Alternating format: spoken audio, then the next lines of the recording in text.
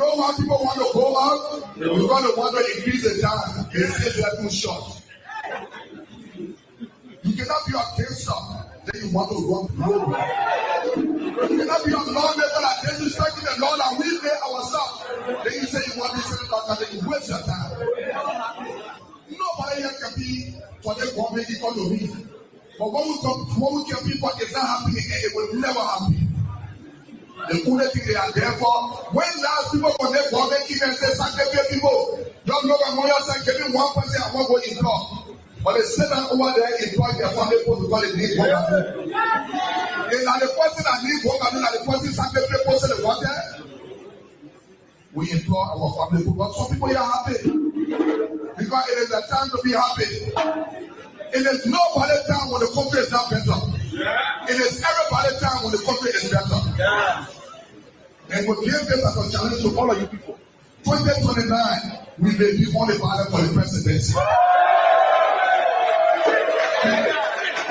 Where we will come here and say, you people will have to appoint a commissioner for sacrifice. The police they are educated people.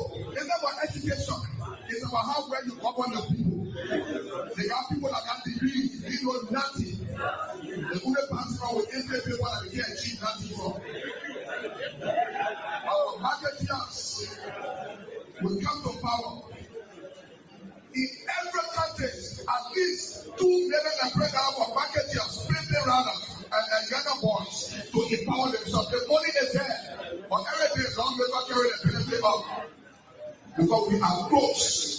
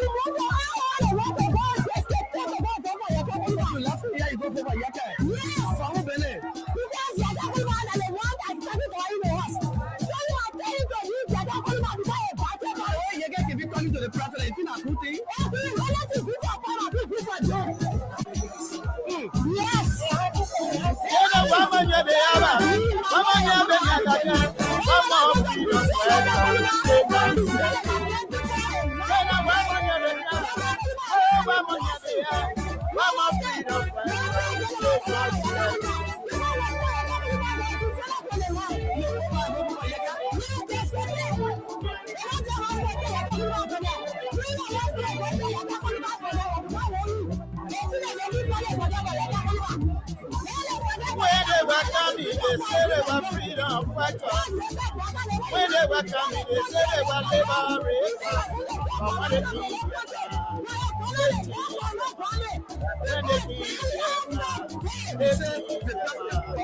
What kind of people? What kind of freedom fighter you living now? Freedom fighter you living now?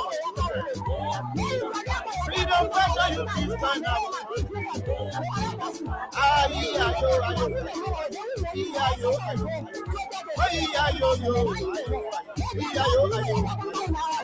Okay. All right, anything you want to say for now for leaving?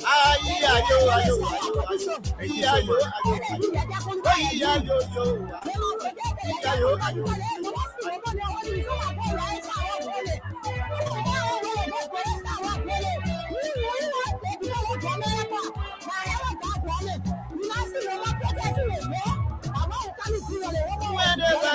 they said they were liberators.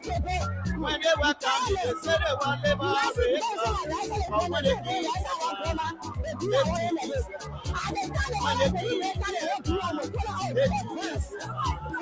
what kind of people Hello. freedom fighter, you raping our My friend, you made mistake. freedom I fighter, heard you you last killing our year. freedom fighter, you destroying our The whole election, if you hear my preaching, most family, you will conclude that I'm right. Will you rescue as a nomenclature under winning? The broadcaster don't even answer my phone, don't pick me up, they don't let me down. I don't have time. I don't talk, because God know why it's happening, and everything I will accept it because our son who is vice president in Minnesota, the Minnesota will not understand if I can't hit him on butter. The Senate got a part of butter. When we are good, the Senate did a comprehensive report of your funding and the taxes of simple living and the amnesty law and everything. And the position coming for those commissioners.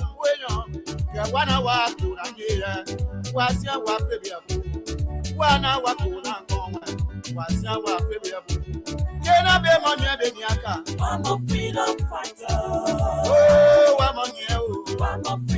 I'm a freedom fighter.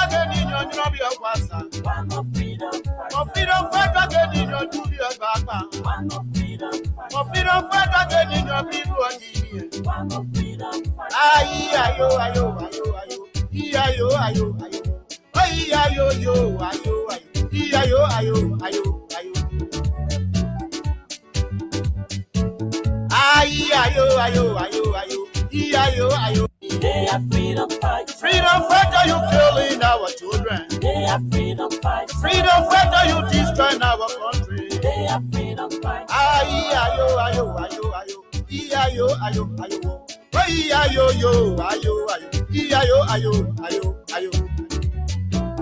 Oh yes, indeed.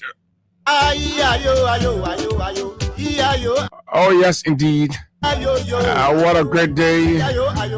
What a wonderful opportunity it feels to be here behind these microphones once more to engage on the issues that matter to Liberia's growth and development. When they welcome me, they say they were liberators. What a beautiful way we like to welcome all of you folks. Just wherever you are this morning on our voice. And whenever you hear this sound, this is the sound that introduces Liberia's most informative breakfast platform, the Freedom Money Rise on Freedom 87.9. And indeed, it is a beautiful Monday morning from the nation's capital in Monrovia. And of course, we'd like to say a pleasant good morning to all of you, our listeners. To those of you in the diaspora, it is always a good thing to have you join us. Good morning, good morning. Good morning to our friends, our fans. And welcome to yet another exciting conversations about the issues that matter to Liberia's growth and development. And there are too many things to talk about, lots of things happening in the country.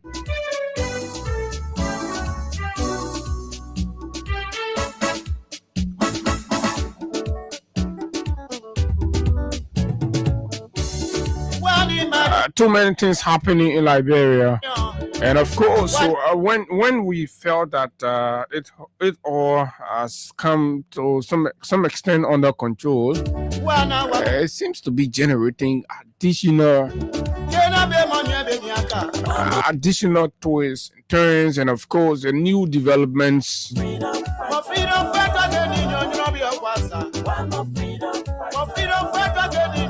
And of course, there's been a presence of too many journalists right now along the Liberian-Guinean border, stretching as far as the Kwadu Boni side of it. And there are other reports about additional movements of Guinean security personnel along some towns and villages. And of course, we've seen videos of some Liberians moving along the corridors with their cameras, and then they are the one communicating the demarcation. So you see ordinary people with camera, and they will stand somewhere and say, okay, this is the demarcation, you see, this is it. And I think all of that is troubling. But I will tell you why.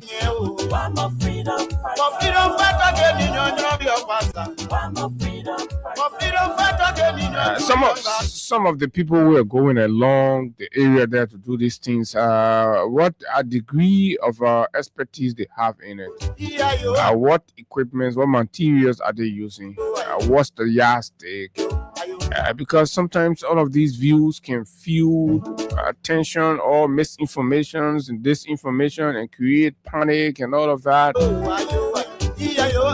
That is what is important for government institutions. That's what we said. Official sources, government institutions to go there and begin to speak to the people. There's panic everywhere. There's fear. There's concerns. And that's why the government have to move in there and what have you and educate the people and speak the facts and speak the truth to the Liberian people. Is it officially declared that again of course there is an attempt or there is an official encroachment on Liberia's territory? Has that been declared? Has that been declared or stated by the government of Liberia? Does the government sees it that way?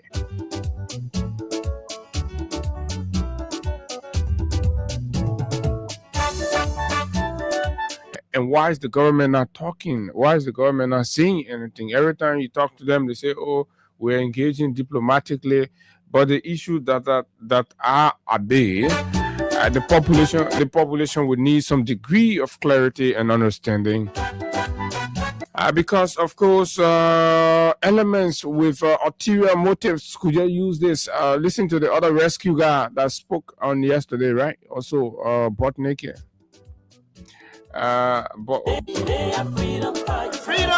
Somebody was telling me Bodnike has declared that he wants to go and fight war. But wait, I thought that the seen Bodnike who repented.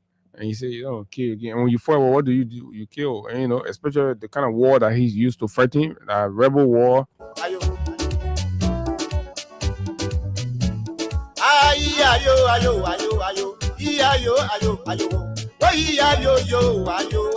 But again, we make sense of some of these happenings along the border. Too many reports coming in, where we look at it together and go back again to the root cause. Over the weekend, lawmakers, the speaker and deputy speaker led, an array of representatives there, and to FOIA, and of course to engage and ascertain for themselves what is actually transpiring.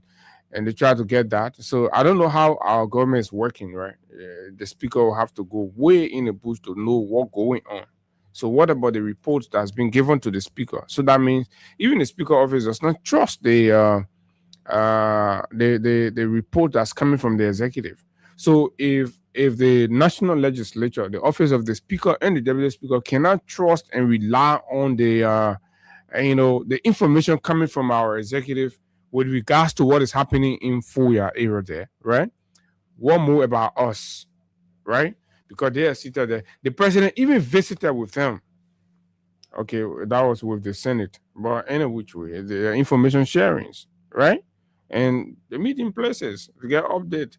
But assuming that was a war zone, and our speaker and deputy speaker and flanks an array of lawmakers moving there, they say, ourselves won't go here.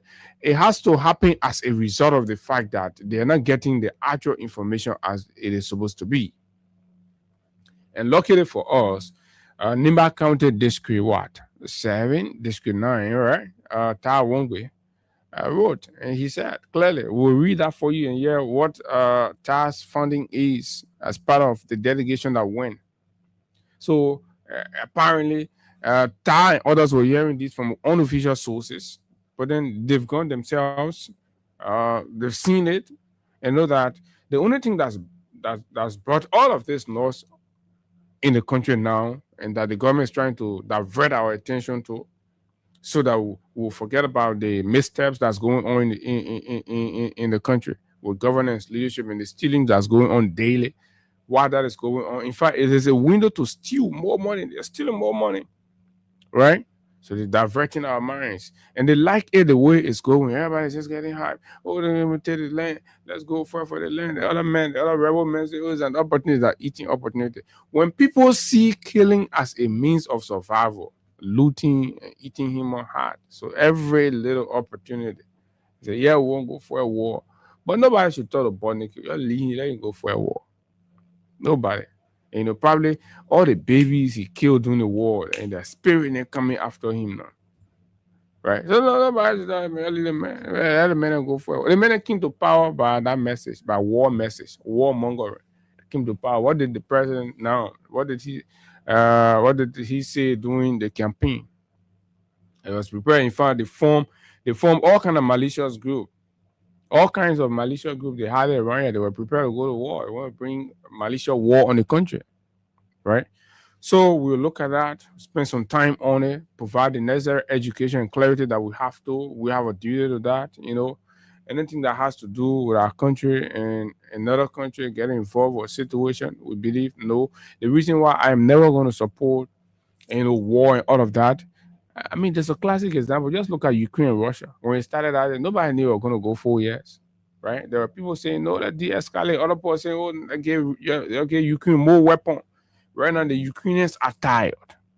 They're tired of the war. Right? The Ukrainian president has gone from one place to the other, begging for ceasefire. Right? So, war, that's not something you just sit down in the matter and, you get very say, oh, one war, let's go for a war. Right? One war, let's go for a war. We don't want war in the country. We're too experienced to go for a war. Right? So, you see the young folks coming up, they're putting their life together, making some small, very small impact, progressing little by little. But the moment you go into a situation, whether rightly or wrongly, it's a reversal. So then there's very few government that will use that as an excuse. Oh, war there, blah, blah, blah. No, we want no scapegoat. We want no excuse. They all men will rescue this country. They will fix that problem. They will solve that problem. And if they fail to solve that problem, it will go on them. Ellen led the country. Nobody took 1 inch of their country land. Charles Taylor, nobody. George Weah, nobody. And it was not even a debate for anybody to dream or think, say, oh, you come and take Labrador land. No, absolutely.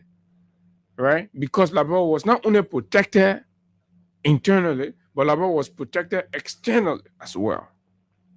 The man who was president had a relationship that guarantees protection of Liberia's territorial integrity. Than an attempt to want to encroach on Liberia, who generate the kind of needed foreign support. But you have an old man who has absolutely zero contact, zero connection.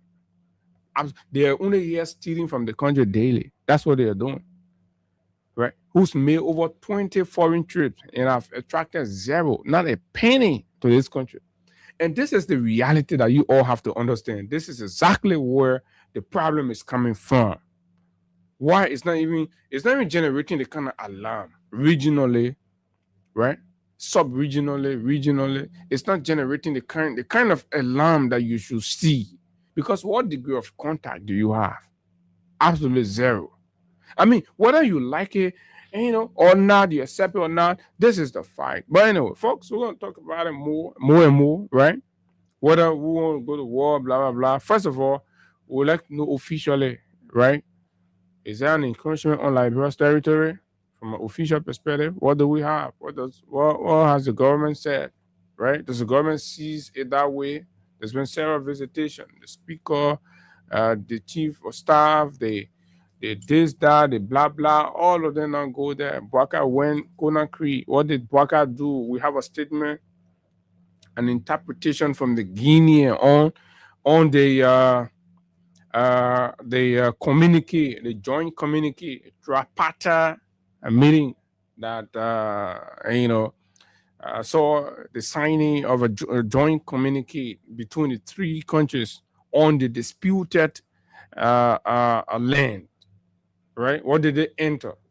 So that as you're in the country. So the president went out, he made an agreement, signed onto it, and agreed and ceded the land to the people. Comes back to the country, right?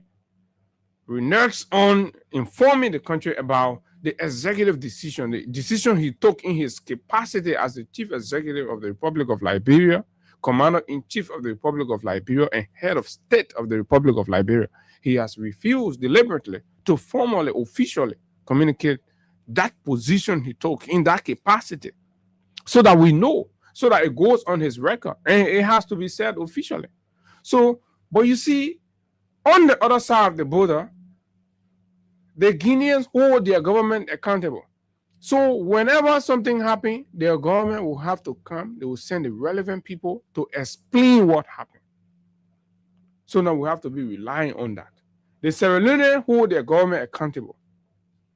So on Madabio's return, he went and his government communicated exactly the nitty-gritty of the communique signed in Conakry and the decision reached on the disputed borderland. So what did that do for the Sierra Leone? It made them to understand clearly where they are, and it averted every possibility of tension or escalation and all that. Situation has de-escalated. The people have gone back to normalcy. They're living the way they are living. Okay, if administratively the place is under Guinea, okay, we recognize that, but that does not mean that the people are Guinean. They continue to live and they're trading, they're doing their business. But because we have not gotten any kind of official interpretation and explanation, and of course, information on what sort of decision that was reached in Conakry from our government's perspective, right? We are still being placed under the impression that an attempt to encroach on Liberia territory is happening, whereby the government goes officially, internationally, or regionally at a meeting and cede or agreed that indeed, based on the facts that were made available to them and what they saw and what their historical references could point to, right? They agreed. But they come to Monrovia, this is dishonesty.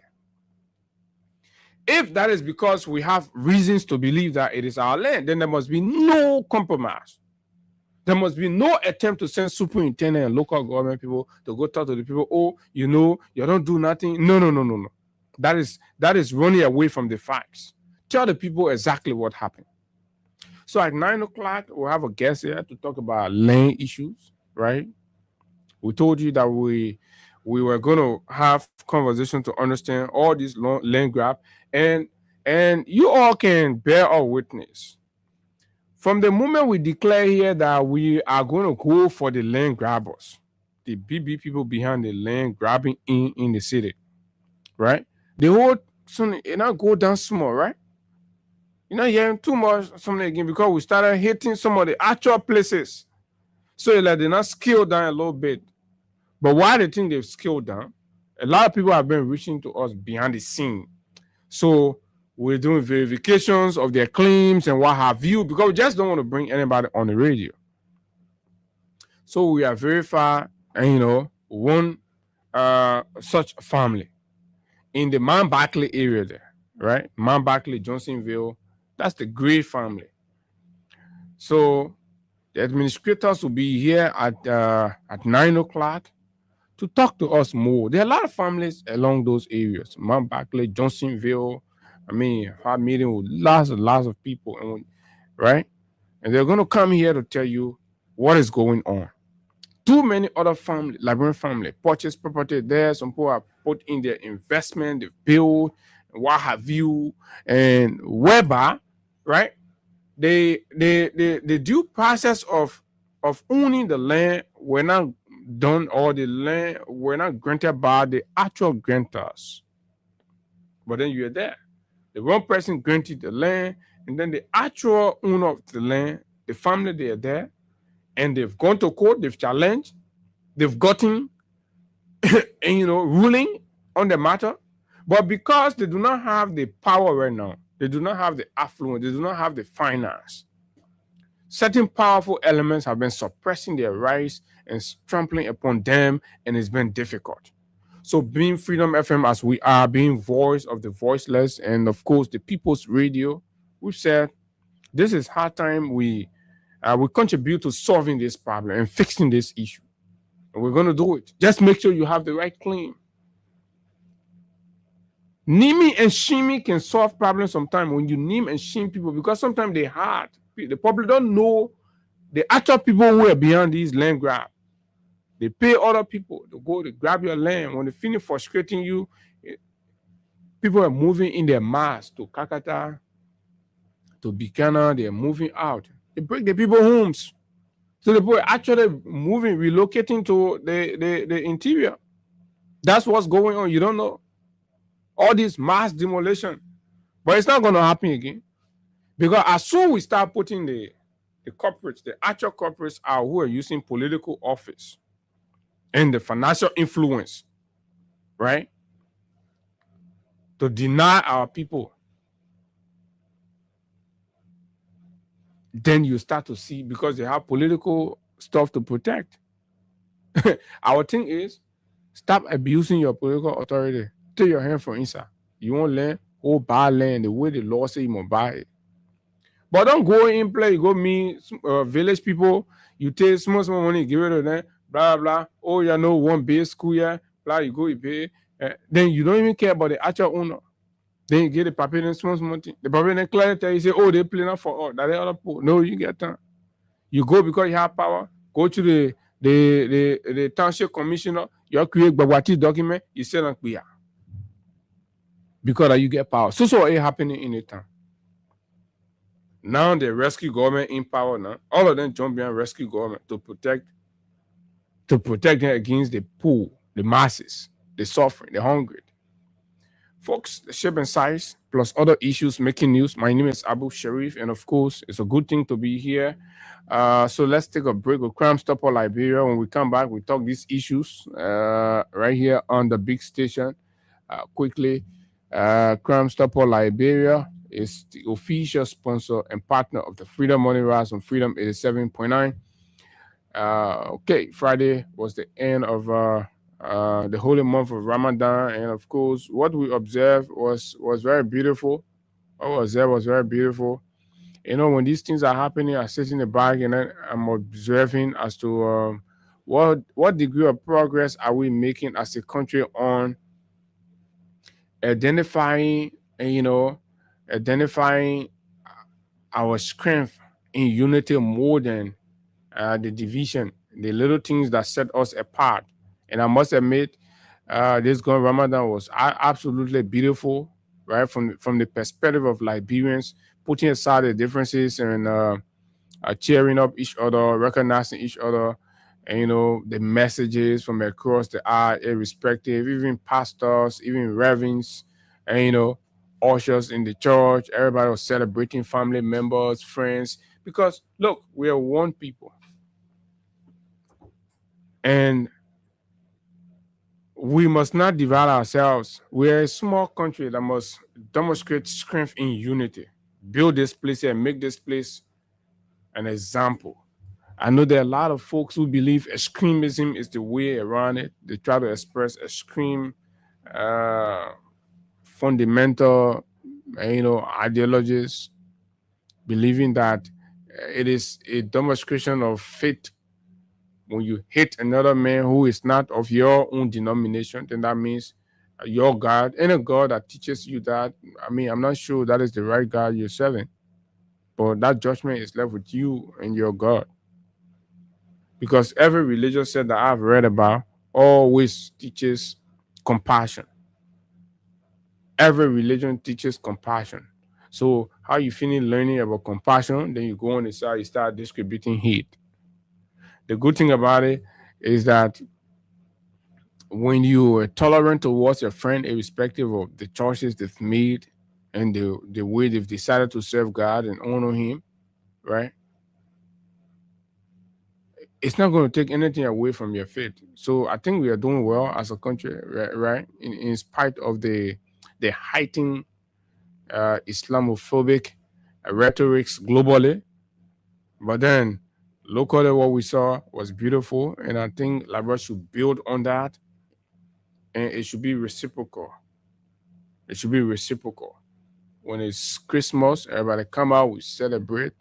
When it's Ramadan, everybody come out, we celebrate. That's one country, we finish, we go, we sit down. It's not going to change anything. The goal in the country should just be about building Liberia. The first and foremost priority should be about building Liberia, irrespective of who you are. Whether you can go to the mall, whether you can clean over the water you do, whether you can clean the tree, you do the one. at the end of the day, when you finish, when we come out with talking, that building like, bro, let's achieve that ultimate goal of improving ourselves, improving our lives. How in this age in Monrovia we can't even get stable current? You think that church or that mosque can make that happen? It's about how we work our ingenuity. It's about how we work our potentials, we rally our potentials together to build our country with our hands. It's not the Bible nor the Quran that's going to build it, right? So extremism is not going to take us anywhere. We've seen people that have done extremism, extremist push. What are they? They're not even living in peace. They're living in turmoil. So yeah, believe whatever you want to believe. Live your life. I mean, and this is me, right? This is me speaking to you. Never hate your friend. Never hate your neighbor. Never hate your neighbor because you got absolutely no choice over who tell you you're more intelligent because you're this person and the other person is less intelligent because they're that person. Who made you to believe that? Who made you to believe that? It doesn't matter who you are, you can be stupid. It doesn't matter which family you're coming from, you can be stupid, you can be sound, you can be intelligent, irrespective of where you're coming from. Your color doesn't matter, your religion doesn't matter, the village you're coming from, whatever, it doesn't matter. All the things that politicians can get put in your mind so that you go against each other and then they'll kind of rat on it. They'll make hero of themselves, acting like they're speaking more of a community person. So if you don't give them that reason to speak like that, then they're going to be speaking on the real issues confronting you. The real issues confronting you, then that's what they will be telling you what they can do about. If you don't give any politician a reason to come use the Bible or the Quran to rally your vote, because these are not the bedrock of your decision making any longer, right? Because you've gone past that. So now they will start speaking about the real issue, water. How can we ensure that you in this community take bath with a shower instead of using bucket? How can we ensure, right, that you all have a flush toilet instead of a pit latrine? Improve your life. Bring civilization to your community. That's what the debate's going to be about. The debate's no longer going to be about, oh, this man a Muslim man, this man a Christian man, oh, this man from the southeast, this man from Lofa, this man from that, this man from that. Absolutely not.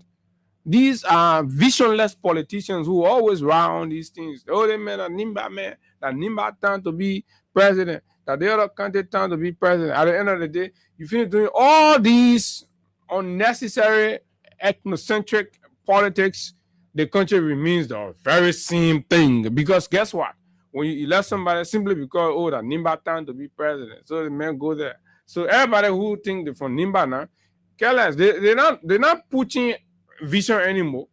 They ain't pushing credentials anymore. They just gotta be from Nimba. Oh, we made Nimba president all the time. So look at what is happening now.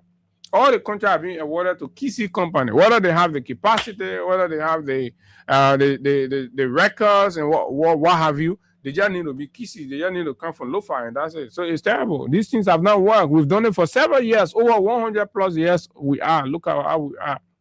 Look at our streets, fields everywhere stink, everywhere is dirty. So we need to move past, hold hand in hand, and reset our priorities as a country.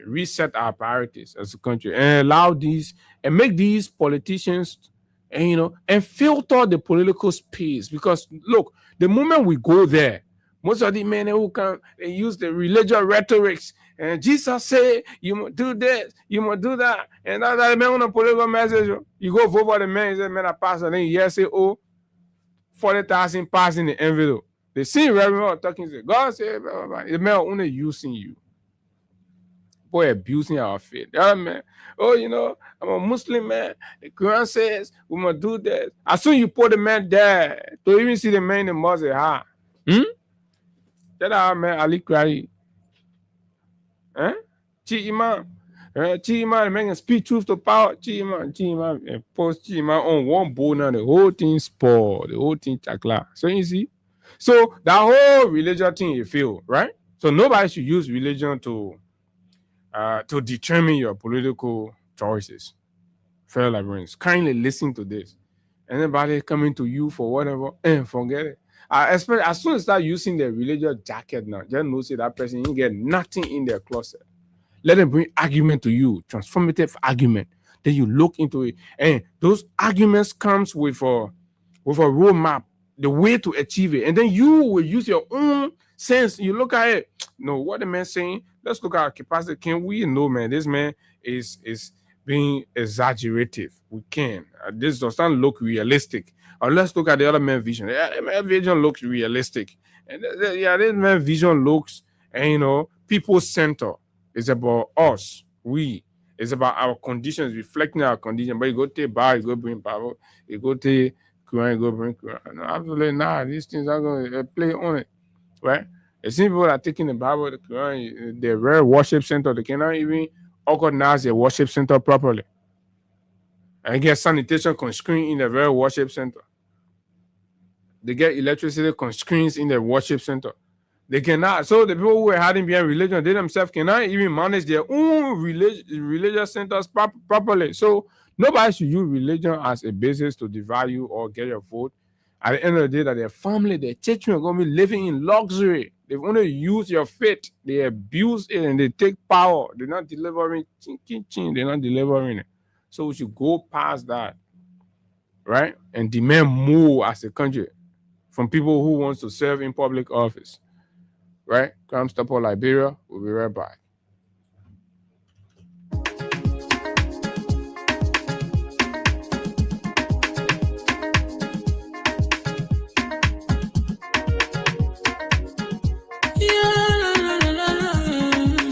It's about musical. There are crimes in many places.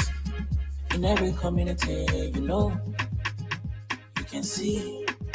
So if you see crime, report it. Don't take law in your hand for the right authority. That it can't take care of it. Crime Stopper here for us, bringing safety to your door. Whether you rich or you poor, if you see you must talk it. And I mean you cheche. Do it for your safety. If you see don't keep it. You must call to report it. Crime Stopper, the people bringing safety to your door. Crime Stopper, stopping crime and making peace for them before. Crime Stopper Liberia, from the center to interior. Crime Stopper, keeping us safe, they're stopping crime for all of us. Crime Stopper, the people bringing safety to your door. Crime Stopper, stopping crime and making peace for them before. Crime Stopper Liberia, from the center to interior. Crime Stopper, keeping us safe, they're stopping crime for all of us. Crime Stopper Liberia is your community crime fighting partner. Don't take the law into your own hands. Remember, if you see a crime, report it. This is a message from your own self, Old Man Sam Sion. Crime Stopper, the people bringing safety to your door. Crime Stopper, stopping crime and making peace for them before. Crime Stopper Liberia, from the center to interior. Crime Stopper, keeping us safe, they're stopping crime for all of us. Crime Stopper, the people bringing safety to your door. Crime Stopper, stopping crime and making peace for them before. Crime Stopper Liberia, from the center to interior. Crime Stopper, keeping us safe, they're stopping crime for all of us. Okay, Crime Stopper Liberia, fellow Liberians, welcome. This is not the time for politics. Politics is going to happen 2028. As part of our training is to make sure that we provide education to you.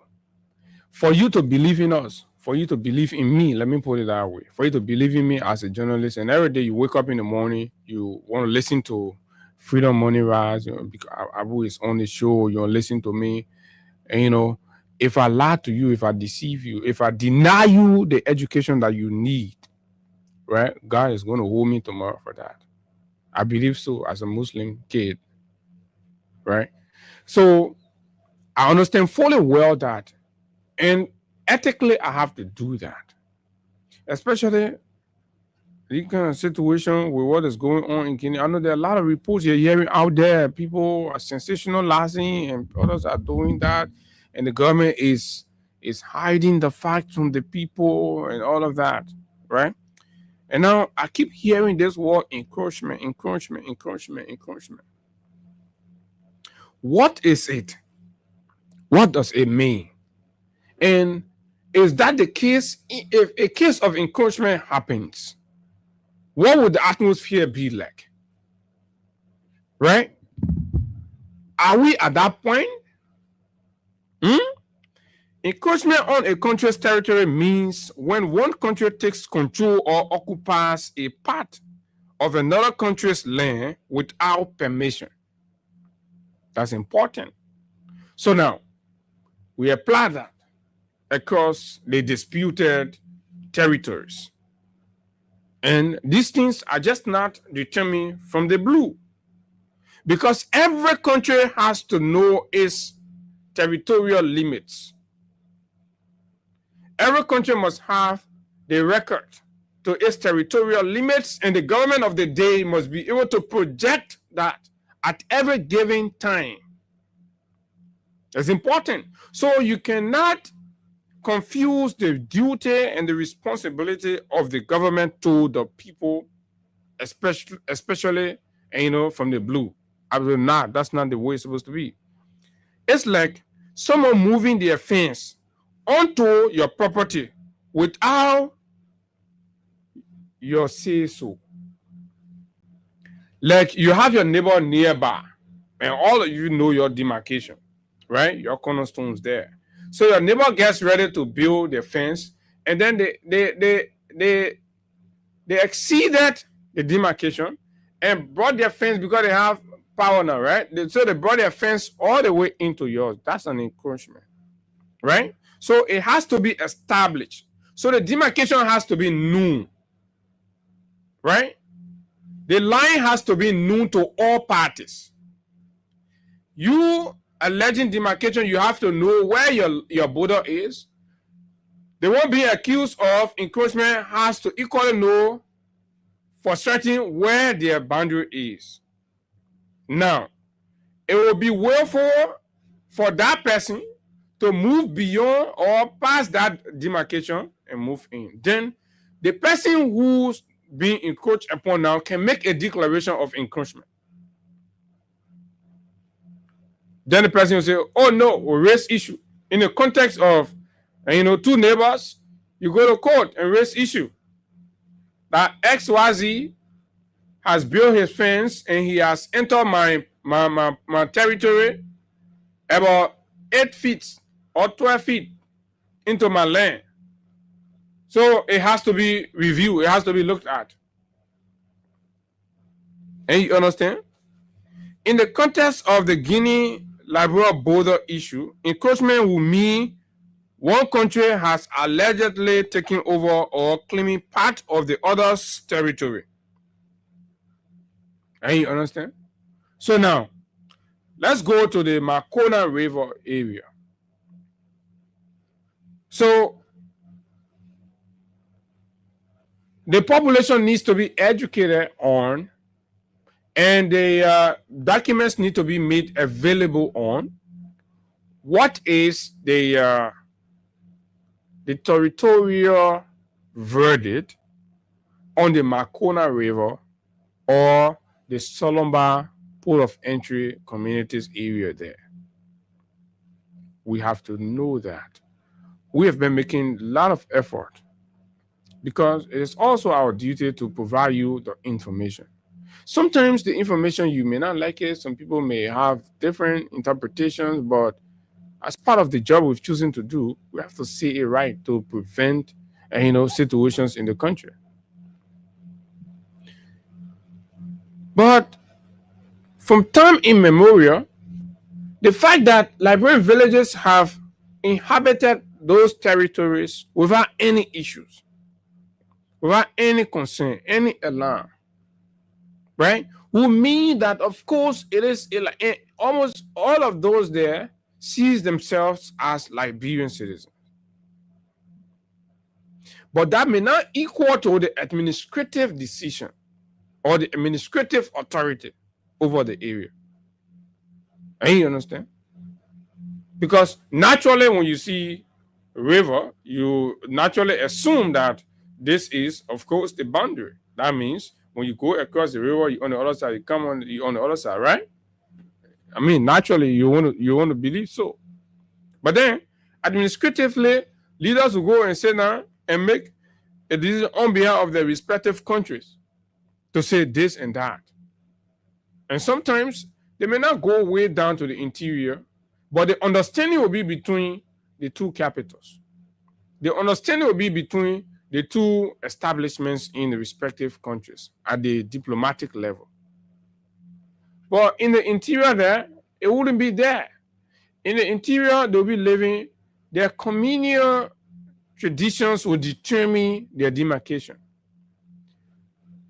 Their culture in terms of farming and other things will determine. And then when they're making their farms, the other people will make, because these people existed there before you're born about your structural demarcations, all of those. So these people, they are one people.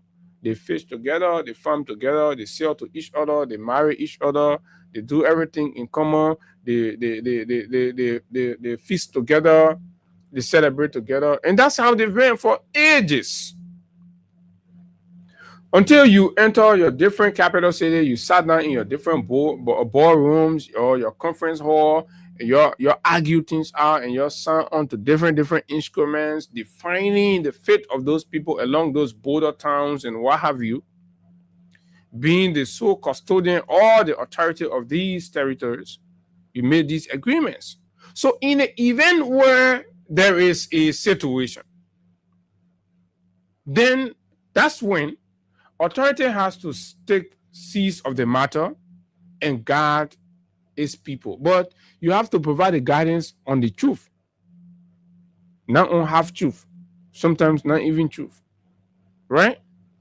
But how do you do that? By communicating and providing the pieces to the people. Because if you don't, then you create room for anarchy.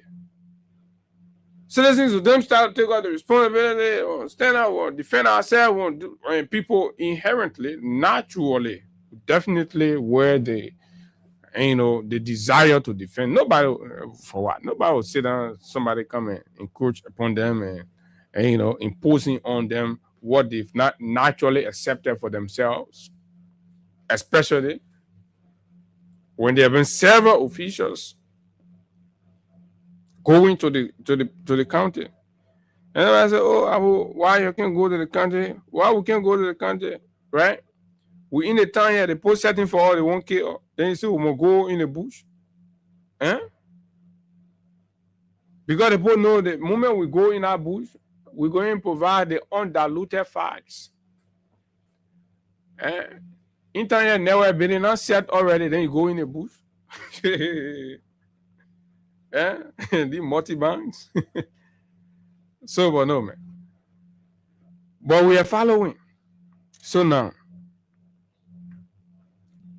this is why we have to ask our government. So over the weekend, Spoon shared a piece gathered from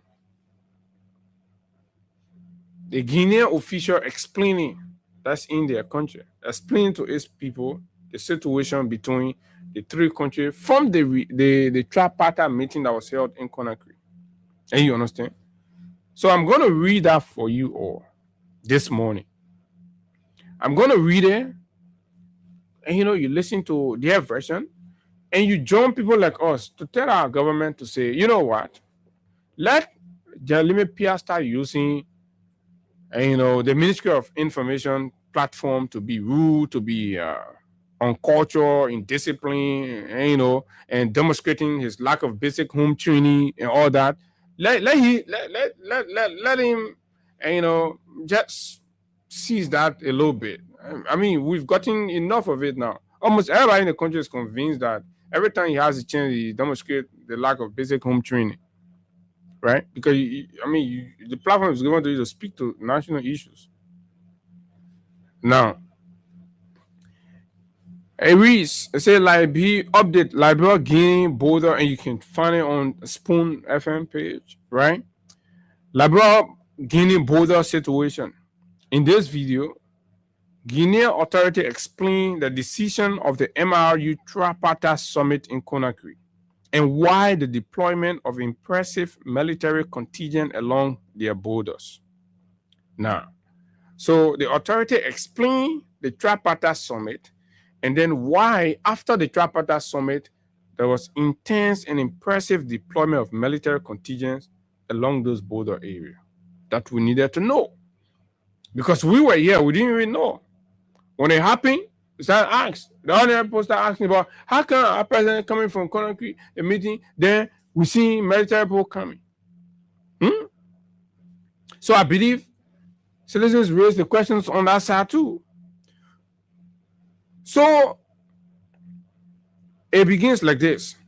So this is a fundamental question. There was the incident of Kundaya, where the Sierra Leone came to claim paternity. So on the Sierra Leone side of it, the town is Kundaya. So the Guinean authority was explaining that there was the situation of Kundaya, where the Sierra Leoneans on that side went and claimed paternity, meaning ownership of that town or that village or whatever it is. So there was also the case of Kinsini, another town. That's at the level of the Makona River, the Mano River. What did the summit conclude in these instances with Sierra Leone? First of all, he says, the President of the Republic, His Excellency Mamadi Doumbouya, clearly explained to his peers in Sierra Leone and Liberia the intangibility of the borders coming from agreements, agreements and conventions or treaties between the three nations. First of all, with Liberia, there were the 1907 agreements. This agreement was signed in Paris on January 13, 1907, between the then French Minister of Foreign Affairs and the ambassador of Liberia in Paris at the moment, right? By that time, the reason I was in Paris, basically, I want to believe, Guinea was under the colonial rule of France. So France was in charge, right? So France definitely was making all the decisions for Guinea. Okay, so signed in Paris on January 13, blah, blah, blah, blah, blah. This gives the real limits. So according to the official, this 1907 agreement that was signed in Paris gives the real limit between Guinea and Liberia. So for them on that side, that is the document that gives the real limit and definition of the boundary between Guinea and Liberia. And the President of the Republic said that these agreements to date have not yet changed. The intangibility of these borders must be respected. So in the meeting, the Guinean president told our leaders, both Sierra Leonean president and Liberia president, that in the case of Liberia, that 1907 agreement, up to date, there's no record to show that agreement has been altered and, amended or changed. It still remains. So they are insisting on the intangibility of these borders and that it must be respected in keeping with that agreement that they've shown, right? With Sierra Leone, he came. He said General Mamadi Doumbouya recalled the boarding process between Sierra Leone and Guinea. That is in the meeting they had. That is between Sierra Leone and Guinea. They call that agreement, say the boarding process between Sierra Leone and Guinea. For the record, it started, that boarding process, according to the Guinean authorities, the boarding process started in the 1892 to end in 1912. And this boarding process was signed between England and France. By that time, England, Great Britain was in charge of Sierra Leone, France was in charge of Guinea, right? Which was currently colonizing Guinea, France. So these are agreements, according to the authorities, that have been signed and that remain in force. The third aspect of the conclusions of Conakry's summary, there is Article 33 of the United Nations Charter. So Those were the three things on the menu in Conakry, according to the version of the Guinean authority. That which our government has now gone into the midst of it to speak to us on it. They keep saying their own diplomacy, right? So the third aspect highlighted Article 33 of the United Nations Charter. What does it say? Which imposes on all states to resort to political negotiation, right? To dialogue, to resolve the different frontiers. So under Article 33 of the United Nations Charter, which discourages military or hostile violent means to resolve territorial. So the three nations heads of state agree among themselves that they must apply Article 33 of the United Nations Charter to resolving border issues. And I believe this is what informs our president's Rabaf International Airport media, update when he said that they've realized that they are all one people, they must work together, and that there is no need for war. I think that was in keeping with Article 33, that was part of the issues discussed in Conakry. So now the question becomes, why did our president choose to speak to one aspect and left the others out? Only the ones that talk about, we should resolve it through diplomacy, through dialogue, and no war, no military business, blah, blah. That's another thing to ponder. So what did the heads of state, Liberia and Sierra Leone, right, say following this intervention of the president of Guinea? Because Guinea was the host, so he had to lay his claim. So then when he said what he said, then listen to how our two presidents responded according to this version. And I keep emphasizing from the Guinean authority over there. So, okay, next chapter. So what did the heads of state of Sierra Leone and Guinea say? Say, following this intervention of the president of Guinea, first, the first thing they did, according to this Guinean authority, the first thing they did was they recognized and saluted that one that the military people now. So you got to speak in the military language. And they recognized the ultimate sacrifice made by Guinea. So the both leaders, first of all, when they begin, right, in summary, they recognize the sacrifice of the Republic of Guinea, according to the Guinean authority, made by the people of Guinea and its army to face the historical concerns of Sierra Leone and Liberia. And I believe that was in reference to the ECOMOG era, when Guinean troops came as part of ECOMOG forces in the both countries. So probably our leaders, and this is traditional in diplomacy, right? That is traditional in diplomacy, because there is always ties that bound two countries, and there are historical things that you can look at to say, based on this one, and blah blah. So they did that perfectly. Then Guinea intervened several times in Sierra Leone. Guinea intervened several times in Liberia, and at the price of its son's blood, they recognized and paid in deserved tribute to the leaders of Guinea, to the people, and to the Guinean army. So according to this narrative, our both leaders from Sierra Leone and Guinea, and Sierra Leone and Liberia did that, right, in recognition of the Guineans, and of course pay special tribute to the Guinean military, the Guinean citizens, and the Guinean government. Secondly, the heads of state, Liberia and Sierra Leone, recognized the intangibility of these frontiers, right? So the heads of states, right, Liberia and Guinea, recognized what? The intangibilities of the border, right? Okay, so let's try to get that. So by recognizing the intangibility of the border, it means the quality of being unable to be touched, seen, or physically felt. So Guinea, Sierra Leone president and Liberia president at the tripartite summit in Conakry agreed that the border between their countries, right, these three countries, they're intangible. They're unable for you to touch them. It's porous to the extent that seeing is even difficult, or to physically feel based on the word that they use. Intangibility. Right?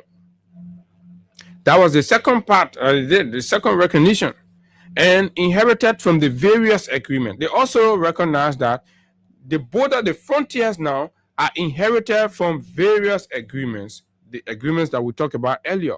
What does this mean?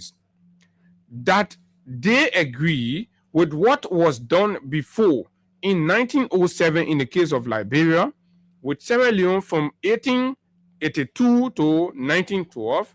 So our leaders, respective leaders, also agree. So then the question becomes, what is the document, what is enshrined in the 1907 agreement that our leader agreed to in Conakry with respect to the border? They have to say it. What convenes the agreement? What made them to agree? What does the agreement interpret for the citizens to understand? So, by Bouakan agreeing to the intangibility of the borders and also agreeing to the 1907 agreement in Conakry at the summit, right? What does that mean? Can they make that agreement available? Can they make it public? So, they align themselves behind the conclusions of these agreements. So the conclusions will mean if this agreement has it that Makona River belongs to Guinea, so that means the two leaders agree that, okay, if that's the conclusion of this agreement, we agree. So we go back to our country, we tell our citizens to de-escalate, we tell our people to come behind. But then you tell the ordinary people. The ordinary people are still, concerned. They want their land. They have farms, they've built their homes there. To the point where for them to even access their home, our security personnel are telling them, if you want to go there, you have to seek permission. Who does that? Under what arrangement that the citizens must ask permission to go in their home? That is not the goal of government. That is not the goal of leadership. There's a degree of incapacity here. There's a degree of negligence, and you think you can use propaganda to shield or conceal the facts from the people. And this is bad, because the more you leave our people in that state of confusion, these are people who are basically dependent on farming, cross-border trading. That's how, as much as you're stealing in Monrovia, they don't care. The people are living their lives. They're hustling. So it has gotten interrupted for like 3 to 4 weeks now, right? Almost a month. So you go ahead, you recognize that. They recognize Sierra Leone recognizes, Liberia recognizes, and the domain that have come to occupy belong to Guinea. This is the key point. And the reason I thought to bring this on the radio is to challenge our government further. To speak to the country. So the domain that are occupied, and in the case of Liberia, the domain that's occupied now is Solomba. Right? So if you go to Conakry and agree that domain that's occupied, right, belong to Guinea, when you come, you must tell the people. And if you did not, then you must deploy for the protection. So then why on your return you did not deploy for the protection? Look at things out loud. I understand. They say other people be like, oh, we gotta, no, that's ordinary. Let's go beyond that. This is state to state, government to government. That's not child play. That's serious matter. That's what we pay them. Even the trip to Conakry, we pay it. We send them there. So the forces have been deployed since the President of the Republic returned by giving a sermon before the people of Guinea. So, he's a military guy, so they got to praise him and got to talk like that. So the President has taken the commitment to safeguard So upon that, basically, the point they're trying to make here, so upon those agreements, that's how the president deployed and took charge. So for those of us that have been asking, so why after the agreement they poke him? And the president said no. And right now, oh, are you aware that since after that arrangement, all the officials that can leave from Moira say they're going to the border, they can't reach to Solomba, pull an entry. That place where you saw the children pull the flag out, they can't reach there. They can. The Guinean security guys are not allowing them to go there. So they will go to Papa, they hang here around, they come back. They sit down in Foya, then they pretend, oh, we to the border. They don't. In fact, even the security people, for them to go there, they got a signal. You know, they are all security people now, so they get their sign and they can show to each other. So should you seek for permission to go on your own property from somebody who is an occupier or who is encroaching? Where does that work? So why you can't just say what you did and it go on you, whether you like it or not, it go on you. It is your government that did it. So under which arrangement previous government before you maintain the intangibility of the borders and maintain the relationship and maintain the territories, and our people were there. So to the point where the team moved from administrating account down and start affecting the people's life. So when you hear the speaker issue a 48-hour ultimatum to the Disaster Management Agency and the Refugee Repatriation and Resettlement Commission, the LRRC, what does that ring? Which bell does that ring to you? Concession. They have conceded. I mean, what is the fact that you can say they've conceded? So basically, the resettlement plan they are working on, they have failed in properly negotiating to maintain our people there. So it's two choices. Is they're leaving the people with choices. Those who who have been disrupted. So disaster management people go there, carry some Lifoco mattress and give to the people because that's all they can do. Carry some Lifoco mattress with few Chinese burger rest, give to the people. Look at that. This is an insult. This is an abuse. This old man has failed. What else do you need? He has failed to the extent that he's not failing on our social services, but he's failing on the protection of our inherent and God-given rights, the protection of our lands, of our people. The land matters are not small matter. They are serious matter, and this is failure. This is colossal failure, and the country still remains calm. Whatever agreement you have, whatever agreement you agree to, blah blah blah. There has to be some degree of penalties. You say you won't be president in the country, will tell the country will give it to you. The whole country map. No ben inside. Straight thing will tell the whole country will give it to you. If you tell the country will give it to you now, you jump you go sit down country, then you go you start giving part of the country land. So right now we got to call our how you call them to come back and read through the map. Joseph Parker read through the map for Joseph Parker time. And when Liberia returned to normalcy, when Liberia leaves the devils, the moment the country leaves the devil, because people sold the country to the devil, and some of you don't need to hear that. When people open their mouth, people who are pursuing the higher seat in the land start talking about dancing with devils, start talking about devil. And whether they are creating room, they are inviting the devil. So when the devil comes in the midst of God's people, it disrupts everything. And that's what going on in Liberia, disruption. Complete disruption. So you guys need to go back and repent and cast the devil away from your personal closet. You got to go there and carry your different God people and rebuke the devil and take the devil from there, because you're leading a country here, man. Right? Over 5 million people depend on the decisions you make, the choices you make. Don't you know that? You think it's all going to be about Weah? You think Weah must be president? No. Why must you narrow and limit the country to just your rival and your competition with George Weah? They fit the hope, the future of 5-point-something million human beings in the country, and you just narrowly reduce that to your rival and competition with a single man. For what? You're missing out on everything. Families are being rendered homeless. Villages are being wiped out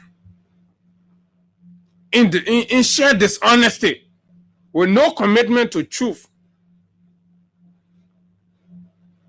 Fellow Liberians, I've said mine. I've told you. So let me read what Ta Wongbe said about his own observation around the matter. Ta Wongbe, right?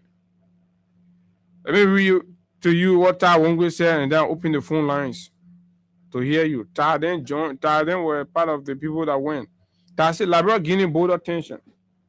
My observation from Solomba, Lofa County, on Friday. I traveled with the Speaker, Deputy Speaker, and colleagues from the House of Representatives on a fast-founding mission to Lofa to better understand the situation unfolding at our northern border with Guinea. Engage directly with our citizens, reassure them that the government is working diligently to resolve this matter peacefully and assess the immediate challenges so we can mobilize the necessary relief and support. You understand? So internally, that's what the government is focusing on now. Finding money. Maybe, I don't know whether they see tarpaulin thing that they build for the Ghana returnees, the returnees from Ghana, whether I see them going build for our people there, or they will give them money to come and clear the forest and build their homes, right? Or whatever they're going to do. But they say they're mobilizing, they're working to mobilize. So speak to your country. Why you call us people in the country on the issue? Ahead of this visit, I sought to independently understand the root cause of the issue. And that's why most of us not paying our attention to, and we have continued to raise the issue. And I am glad that the individual in leadership now that are focusing on the root cause. How did we get here? We've not been here before. How did we? Something might have triggered this. What triggered it? And what government action, what punishment is being implemented for this callous action that's going on? Say, I deployed 2 research analysts to the Guinea side of the border, Koyama and Masanta, and one of the Solomba area on our side. Both assessments conducted independently pointed to the same underlying concern and root cause: alleged illegal mining activities in the Makuna River. Alleged illegal mining activities, right? Alleged illegal mining activity in the Makuna River from the Liberian side. Isn't this the same thing we've been saying? Illegal mining activities from the Liberian side. They assume the river for the 2 people. Then you don't doing legit money, but illegal money, because you won't get rich. You won't get rich, and all other people in the country, you get sense. You start doing your illegal thing. You put the country in problem now. You put the villages, the safety of the villages are in problem. The stability of the people's life are in problem. The people's future are in jeopardy because certain elements decided to be roguish, to be criminal, and went ahead and start doing illegal money. The lawmakers said when there, all the people are going there, they didn't want the people to report it. The lawmakers say, my own self-fast funding. That's what I get. This visit provided the opportunity to further validate these findings firsthand. What we saw on the ground is clear. Our people are living in deep fear. Fear of uncertainty, fear of escalation, and fear that their safety could be compromised. Yet, despite this, they remain resilient and deeply committed to peace. They want peace, but they also want their sovereignty respected. During our town hall engagement in Foya, our people were clear about 2 things. First, a call for peace and for this matter to be handled responsibly, with the expectation that any foreign military presence withdraws from Liberia, right? Second, an urgent appeal for support to families who have been internally displaced and are living in uncertainty. I commend the Honorable Speaker for his swift action in directing the Liberia Refugee Repatriation Resettlement Commission and the National Disaster Management Agency to move within 48 hours. I don't know whether that is within the purview of the Speaker, whether the Speaker can do that. I thought these are agencies under the executive. So you see, there's a leadership gap we have in the country now. So everybody overlapping function. A speaker almost purporting to be the one running the country now. So he can give, executive officials, he can give them 48-hour ultimatum. There's a breakdown that we are experiencing in the country. However, there is a deeper issue that must be addressed across both independent assessment and my engagement on the ground on both the Liberian and Guinean side. Credible and consistent concerns were raised regarding illegal mining activities linked to senior level government officials. Fellow Liberians, are you listening? Linked to senior government officials. Given the seriousness of this report and without drawing conclusions ahead of due process, it is in the national interest that this matter be subjected to a thorough, independent, and transparent investigation. I therefore call on the President of the Republic of Liberia to 1. Ensure the immediate deployment and sustained presence of the LRRC and how you call it? Ain't sounding you thanking your speaker for overlapping function to go give for the 8 hour. That speakers will give for the 8 hour to executive officials. No channel. You're not communicating through channels. How you running the country? Everybody say you people are the most educated. This is the problem. Launch a thorough, independent, and transparent investigation into the reported illegal mining activities and any official link to them.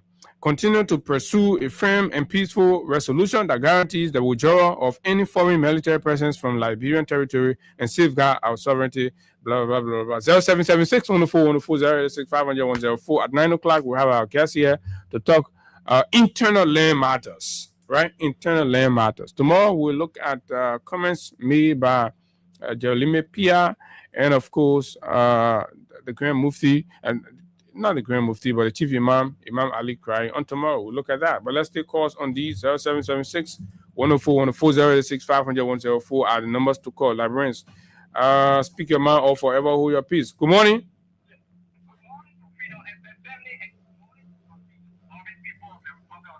And good morning to you, dear brother Abu. Assalamu alaikum to all of my Muslim brothers and sisters in Islam as we acclimate our holy Ramadan. I bear away for one consecutive more. Brother Abu Sheri is so discouraging and frustrating that the old man, 80-plus-year-old man, they presented him as Messiah, who understand, who know all of the situation that we are faced with within this country, that when he become president, go to tackle all of places. But look at his ability as a leader.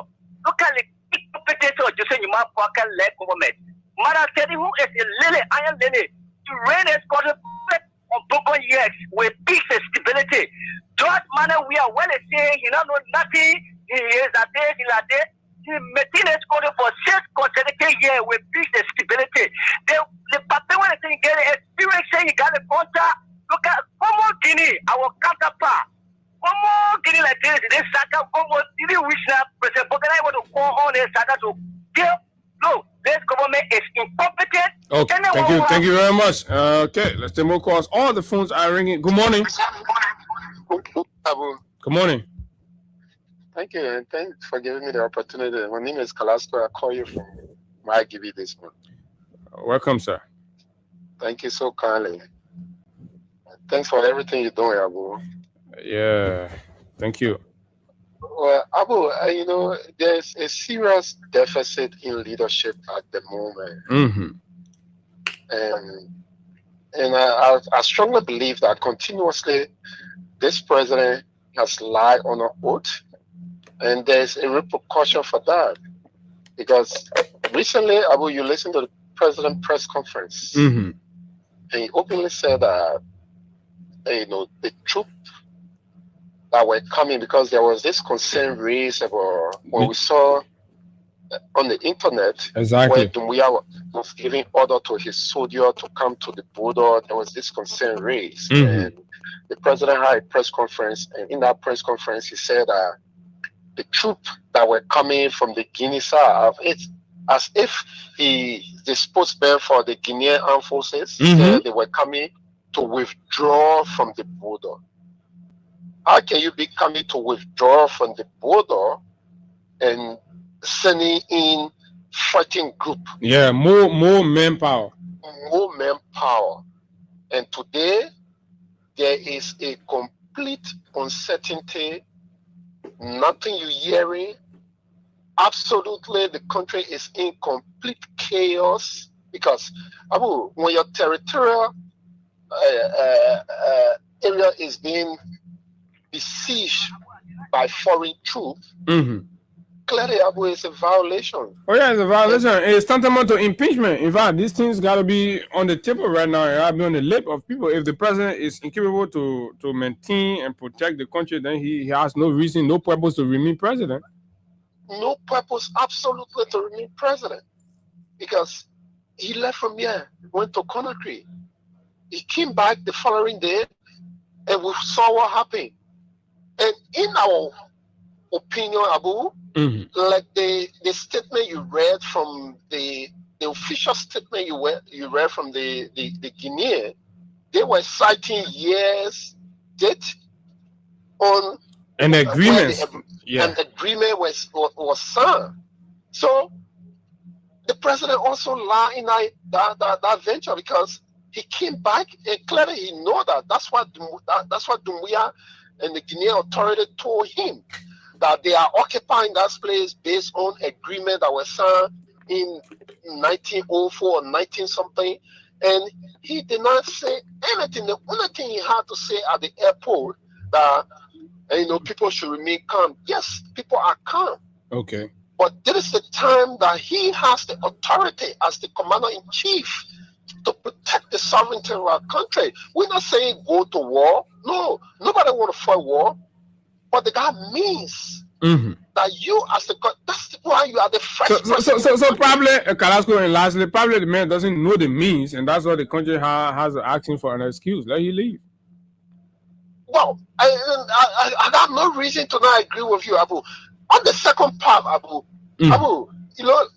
clearly, Abu, whether we agree or not, that is not a partisan shape situation, right? Abu, there is a deficit in leadership. Let me re-emphasize, Abu.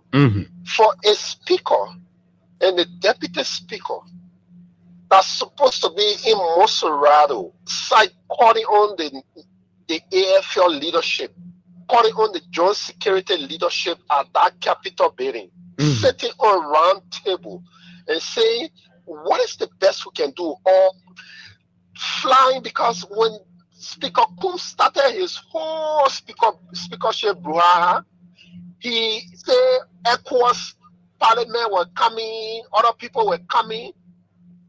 About this time, we should be seeing that kind of posture from the legislature. But for you to jump up from here and go to Lofa, taking taxpayer money, that money that you're supposed to be using. I listen to Julius and God, when they in around that border area, Abu, our people are using the Guinean network. Of course. You don't have any coverage there from our end. It is a risky endeavor where you will be there using the Guinean network where they can monitor your communication at all levels. Instead of you sitting as a speaker and structuring and trying to put things in place, you take people money, taxpayer money, and you say you're going to Lofa and go as a team. What are you going to as it's devastating. From speaker to investigator, the matter investigator. So I send the man to go investigate what happened. So further that he don't even know his function as the speaker. Then he's giving instruction to LRRC. You are the one as the speaker, the separate branch of government. You are the one that's supposed to be giving instruction to instead of you calling on the president, sitting with the president, sitting also at that legislature at this time. I'm telling you, Carrasco. But thank you, Chief. Thank you. Yeah, thank you very kindly. Let me see our diaspora folks are they're calling everybody. Yeah, Mr. Tyre, right? Good morning. Good morning. My name is Tati, calling from Alaska. I'm both civilian Liberian. Okay. Yeah, from what I got from my friend in Sierra Leone, Mm-hmm.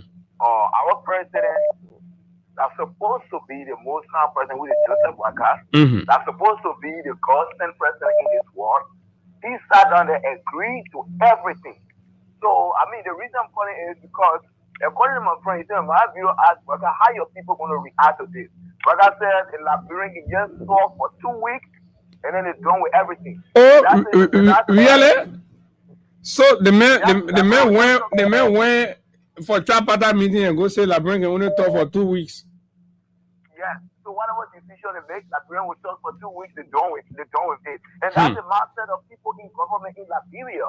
They just get a mindset when they do stuff. Liberian will come, oh, we made nonsense, and that's it. Everybody's done with it. Exactly. I've heard that severally from officials in the government. Oh my God. My man, you push your man off. Good morning. Good morning, my dear brother. Go ahead. Hello. I'm calling. Yeah, hello, brother. I'm calling from Ohio. Okay, my brother. How you doing, man? Let me just say something. Can you imagine? But you call your name, chief. You gotta call your name, sir. My name is E. Davis, calling from Ohio. Mm-hmm. My brother, can you imagine? The country is in a serious problem, and the lawmakers are packing their bed. They say they're going for vacation. Where in which they should have been there to pass law that will be able to defend, provide money for the country to be protected. Now they finish packing their bed. They say they're going for vacation. The people even get time. The people get time because the president went and the president reported that the president agreed to everything the Guinea posted. All that thing that happening, the president is aware and he know and he That's agreed. Why the men are walking So away. that's why they don't care. And the Liberian people should take note. Tomorrow when something happened that they don't want to feed it with. Now the lawmakers, the men got the money, they got a passport.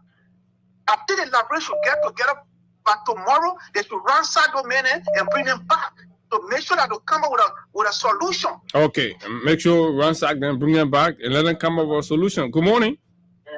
Hello, good morning, Abu. Good morning. Good morning, Abu, and good morning to the people of Liberia. My name is Musa Gibran. You see, Abu, I'm so confused sometimes when I'm looking at this leadership.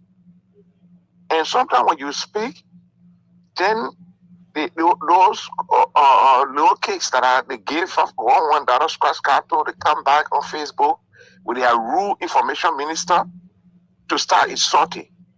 Are we telling people to go to war? No. Or are we telling the government to defend our territorial boundary? Yes. That's what we're saying. Oh yeah, which is all right. We are a country. That's our right. And Abu, look, let me tell you, even the people to the border are angry. Mm-hmm.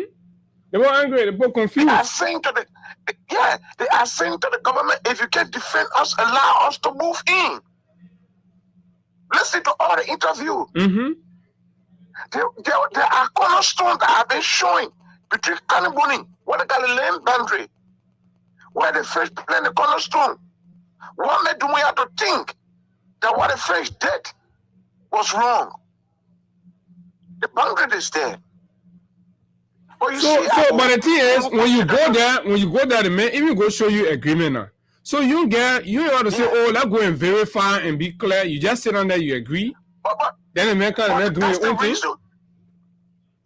You can't agree to the man with no evidence. One time, you got to come back to the country, deploy your people, y'all go and make sure, and then you can tell the man, say no.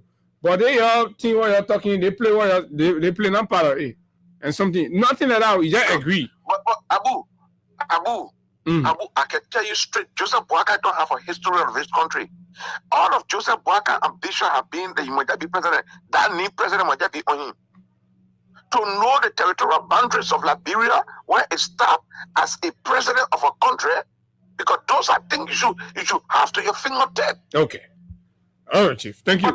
Oh my God, sorry, but we gotta go. Ruth, yeah, please bring our guests in. Right, this thing is serious, and it's even more than serious with the different development coming from our sister country as to what actually happened, what our government did, what our president did in Conakry, right? That's giving this. So they had to believe that this thing as elaborate, they will go there, people will be good, they will settle, and you go, you tell the immigration, you tell the flag, you bring it behind, and you tell the people, the custom people, you come behind the people, then you send people there, the town chief, the local government people, you go talk to the people. But that is not giving the people any certain turn. And like Kalasco said, doesn't it trouble you that our citizens there do not even have access to library network in the area? At the beginning network. Because you sit down in Monrovia and you have been rescued, and you now put all your family people in government, all of them taking government money. So anything happen to the other people in the interior, in their life, in their family, you don't care. That is the demonstration of absolute carelessness. Good morning. You are the last caller. Morning. Yeah, morning. My name is Ibrahim Hene. I told you from Clarendon. Looking at what happening at the border, for me, as Liberia, they are paying someone balance, and then from there, the history is they occupying the area. So what the role he playing now in our house? What the role he playing? He taking pay now, and our people on our side who tell him they are running here and there. So for me, I'm looking at the Ministry of Finance. But if you ask that question, they say who there doing the illegal money? Who the official there doing the illegal money there? Yes, they want to now for our own style. What we're looking at, they don't come on the camera. Yeah, because they don't see it too. So we're looking at it for our own side. Okay. Yeah. All right. Thank you. Thank you very much. So that's it. All the phones are ringing, but we'll continue tomorrow. Let's take Crime Stopper. Right? Let's take Crime Stopper Live to usher our guests, and then we'll come back. We'll talk internet matter right here on Freedom 87.9. This break, we'll be right back.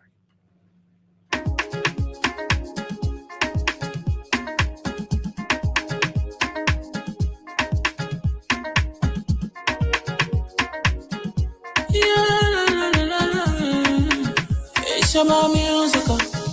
There are crimes in many places. In every community, you can see. So if you see crime, report it. Don't take law in your hands for the right authority. That it can't take your law in. Crime Stopper here for us, bringing safety to your door. Whether you rich or you poor, if you see you must talk it. And I mean you cheche. Do it for your safety. If you see it, don't keep it. You must call to report it.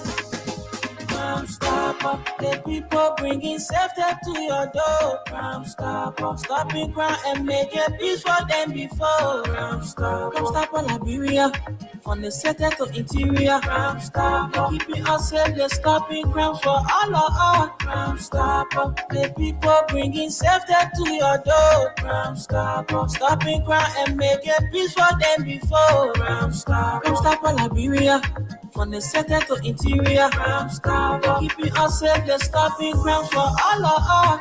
Crime Stopper Liberia is your community crime fighting partner. Don't take the law into your own hands. Remember, if you see a crime, report it. This is a message from your own self, old man Sam Cyan. Crime Stopper, the people bringing safety to your door. Crime Stopper, stopping crime and making peace for them before. Crime Stopper Liberia, from the center to interior. Crime Stopper, keeping us safe, they're stopping crimes for all of us. Crime Stopper, the people bringing safety to your door. Crime Stopper, stopping crime and making peace for them before. Crime Stopper Liberia, from the center to interior. Crime Stopper, keeping us safe, they're stopping crimes for all of us. To interior. Crime Stopper, keeping us safe, they're stopping crimes for all of us. Crime Stopper Liberia is your community crime fighting partner. Don't take the law into your own hands. Remember, if you see a crime, report it. This is a message from your own self, old man Sam Cyan.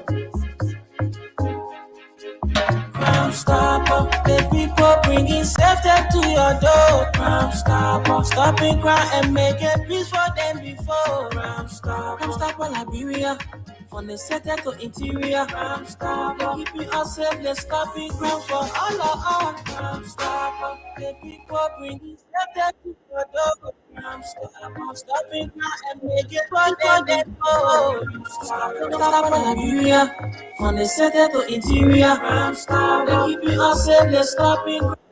Okay, Crime Stopper Liberia, folks. Welcome back. This is the Freedom Morning Rise on Freedom 87.9. And of course, this is the final lap of the conversation right here on the Freedom Morning Rise. And of course, we're very pleased, like we told you earlier, that we're going to come in or to talk about issues. It's a 16 lane issue. We're just at the border talking about that. That is all of us concerned. But then within, we're having some issues among ourselves with other people believing that they have enormous power and they have enormous cash and that they can use that for as long as they can to trample on the rights of other Liberians who have used the court and they've used other means to reclaim their properties, but it's yielding no fruit. And of course, they want to speak to all of us so that we know exactly what is going on in the country. And today, we're having this conversation with members or representatives from the Gray family. They're going to properly introduce themselves and tell us exactly what it is. Let me go across the table to invite my guests. Gentlemen, good morning. Welcome. Good morning, Abu. Good morning, Abu. Okay, so let's start with you, all right? Introduce yourself to us and tell us who you are with respect to the subject matter. Okay, firstly, I'm Marvin M. Gray, Administrator of the Interstate Estate of Baby Gray. Today, firstly, I want to say I'm delighted for honoring us. Our request specifically to be here today to provide information that is very important because we have observed over time and of reason there are discussions being held in various sectors of the society, even being transcended to the national level. That has to do with land grab. And so it is important this morning for us to come because as land owners, people do not understand because we live in a society that's very gullible. Okay. People have their own way of saying things. So we have come this morning, and before I go into the give you a brief historicity of the Gray Estate prior to us going to court and after court, what happened, why the challenges, those things that we face. So this morning we'll be discussing that, and so we thought to come because we have noticed that at the level of even the government, the legislature to be specific. Discussions are being held regarding this issue, and it has been politicized, to some extent. You think it's been politicized? Yes. Okay, well, you talk to us more about that. Chief, good morning. Good morning, Abu. Abu, my name is Daniel Monma Flomo. Okay. Great helping to be my brother and friend. We started this land fight from 2014 up to 2023. He was lonely along with a few family members, so we had to join him to reach to where we are. Okay, so as a friend, understanding everything that the family has been going through, you've been side by side with them, right? Sure enough. Okay, so Mr. Gray, you happen to be the administrator, right? Yes, sir. So tell us, what is the issue? Where are we talking about, right? And why now, your family have decided to bring this up to the public, through the media? All right, let me just backtrack a little bit. As I said, I'm going to give a historicity of, the Gray Estate. Okay, please do. All right. 1990, our father passed, and so by law, we say intestate, he died intestate because he never left will. And through looking at documents, because he was seized with many properties, but we happen to lay our hands on this 350 acres of land that we are discussing right now, situated in Lower Johnsonville, Barclay. Commencing from the Nima United, we all know it's a household name. You know, on that property, you have a Lima Bo, you got this thing is a Sir Joseph. You also have some retired maestri as well, Maestro Cooper and other that. Even one of your colleagues called Clara Jackson, he also there. Okay. And so we decided to go to the court to obtain administratorship. So under the gabble of the late Vinton, may his soul rest in peace, we were able to obtain our administrator letter Which on year? degree of sale 2011. 2011. 2011, yes, specifically. So while we obtained those documents, we decided to go back on the land to see what we could do business. So 1 minute, from 1990 to 2011, how was the situation with the land? It was very tedious. We been resisted because we have people encroaching. That's why we want to court. So by law, when you take over the property and there's no will, you need to do inventory of the property. So that's why we went to court. And after being issued the document of the administratorship to take over, we went on the property and we saw people building structures. So we decided to go to court. And their contention was our property is in Margibi, it's not in Monserrato. And that is not an excuse to encroach on anyone's property. So we went there, we went through the process, and there was a survey done, the court ruled in our favor, stating that this property is in Monserrato and not Margibi. So then after that, before we could get to the conclusion, because I'm telling you, ranging from 2012, 2011, 2012 to 2018, that was the time the case ended with the first phase. So then we needed to go to do an ejectment process, through the ejectment process. And so because you have people erecting structure already, you could not go and start, selling land or doing anything of any transaction of that kind. So then when we got to the ejectment process, we went through the process, and then based on the preponderance of evidence presented to the court in its wisdom saw it fit to rule in our favor. And after 12 years of legal battle, we decided to be, people who want to be flexible. 12 years. 12 years from when to when? From 2012 to March 29, 2023. 2011, 2012 from March 29, 2023. So why the court back and forth was ongoing? People were still selling land and building. People were still selling. People were still building. At the time, we had our lawyer, Councilor Arthur Johnson. I will show you the evidence. We have documentation to present to you, which you will see. There were letter caveat written to them to stop doing what they were doing, but still they were erecting structure. One of those people, Sir Joseph number 1, 2, Adolphus Dodo. Those were the people who, at the time, was among the first to start erecting structures, on the property. On the great estate. Yeah, on the great estate. So it was ongoing without the notices being given them to stop. They continue. So these are the kind of things we were going through back and forth, taking police people from the court, we serving precepts from the court, but yet they were not, adhering to any of those, and they continue until we went, and then we reached to the height of the court concluding that yes, indeed, this is your property, and then you can go and take possession. So when the case ended with George Chinning ruling in favor of us, we decided to do publication to inform those who are on the property again, which we have done over and over. So in that case, who were the plaintiff and the defendant? Those were for prior to the judgment process, they were Morris Gay versus the Gray Estate.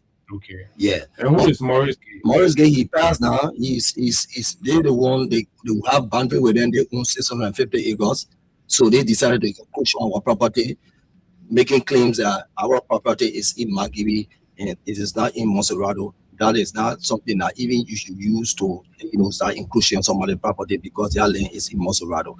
So that was the first phase. So, okay. So the 650 acres property owners, the Gay family, are adjacent to yours. Exactly. Yours is 350 acres. 50 acres. Yeah. Okay. So they started encroaching on your 350 acres. Exactly. And that's how you went to court. Yes. Right? Yeah. And you won the case with him. Yes. Okay, go ahead from there. Yeah. So when we passed the first phase, then we went to the issue of encroachment, wherein those who had, erected structures, they were taking so all those authorities that those people were erecting structures, or is it that the gay then were selling to these people? Yes, the gay was selling to the people. We even noticed that people from Petertown were selling, other people were selling. So it became like a lane where everybody just go and like a vulture. So that means trying to prey on. Most of those currently occupying the properties, right? The renters were neighboring. Yes. Property owners. Yes. But particularly, specifically, the gay family, they're the one that sold most of the land. And you have court record that you won the case against the gay family? Yes, I have it. I have all of the evidence here. I'm going to present to you. Okay. What happened after that? So what happened after that was, after we, March 29, 2023, on June 14, May 14 first, they court, our lawyer, we had a discussion that, okay, since the case has ended, let us do a notice. And this notice was done. It was aired. You will see the evidence on Spoon, on ERBC. We did that, and we physically distributed that to those who are illegally occupying our property, the Cree estate. And then following in furtherance of that. What are some of those prominent or notable people among them? Oh, okay. You have Sir Joseph.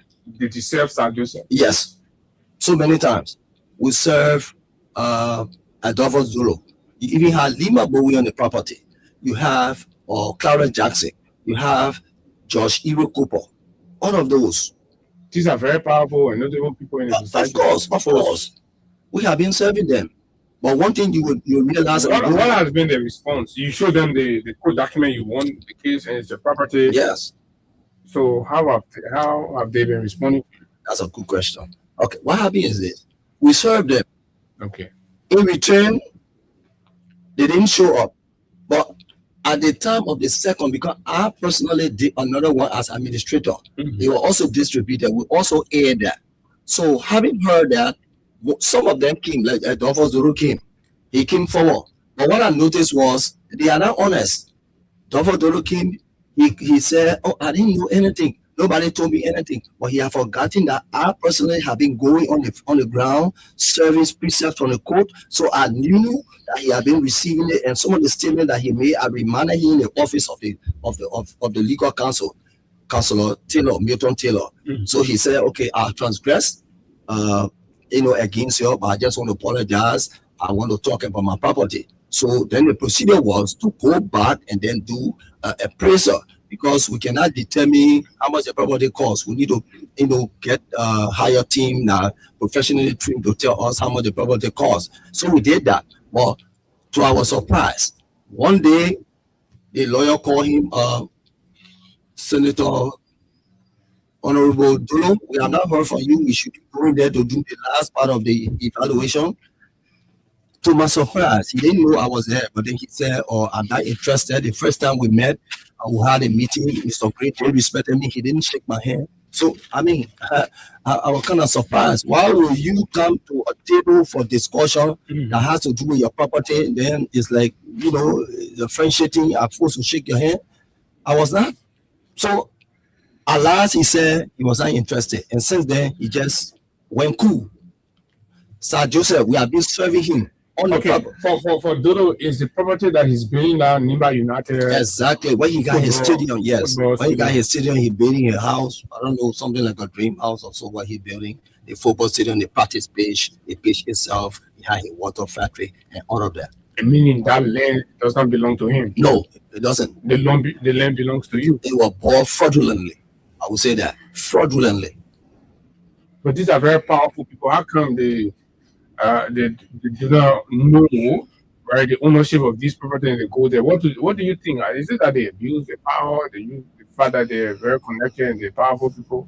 I tell you what, you see, we have people in this country that claim to be leaders. but they don't have empathy for those that they represent. Now, for Sir Joseph, a person that, as I will get to the point wherein we had 2 attempts of eviction. The second one on June 24th, 2024, Sir Joseph came at the time of the eviction. He came and stopped the survey and said that he came to intervene. In 2024? In 2024. What kind of property Sir Joseph has there? He has a school there. He's trying to build a technical college. Prior to that time, 2021, I wrote him and said that this is the property of a grave. You need to stop what you're doing. He didn't listen. And then he constructed the foundation, even to the first level of, I think it's something that has to do with what we call story building. So he at the level of the first story. So he continued that. So when the eviction started, we all have given consideration for all of the precepts that have been given him the notices. He came and stopped the survey with the pretense that he want to interfere. He stopped it with to the court, or no? He just went on ground. He went on ground. He met the police, every one of them there. He met the court sheriff bailiffs, and he called them and said he want to intervene. And I was called. I wasn't on the ground, I was called, and then I actually, I went against that. But those who were on the ground, they decided to listen to him. So when they called me, then I had to go and tell the lawyer. The lawyer called me. We went. So what sort of intervention he offered? Now the intervention was, he said he didn't want people to get hurt, and he wanted to make sure that this thing be handled peacefully. So he came. But then surprisingly, he who came, he got property there. He came. He said he wanted to intervene. But just to find out that Sir Joseph came even the morning that I spent $6,000 plus US on that day. And the prerequisite to having this discussion was for him to pay this money. And so we decided to give him this courtesy as a respect, because he's senator for this country. He's a father, a figure, to be able to solve this problem. But to my surprise, instead of him being a problem solution giver, a problem solver, he has become part of the problem. Now, of late, he has started elevating this thing to the Senate level, where he decided to come and discuss about land grab, how people demolishing people property and all of that. So what I see is that if he has property for us, he had not come to discuss anything, relating to the property to see whether he can reacquire it, because he had bought it fraudulently. Meaning even he himself is a land grabber somewhere. Yes. Then he's talking about a land grab. Yeah. So now, what is of concern is for him to have come and say that, oh yes, I'm trying to rally the citizen against the government, against people who have land and they want to demolish and do all of that. Here is a man, he came 2 years ago, he abandoned the process of the intervention, but yet I just learned that he's digging trenches for a fence.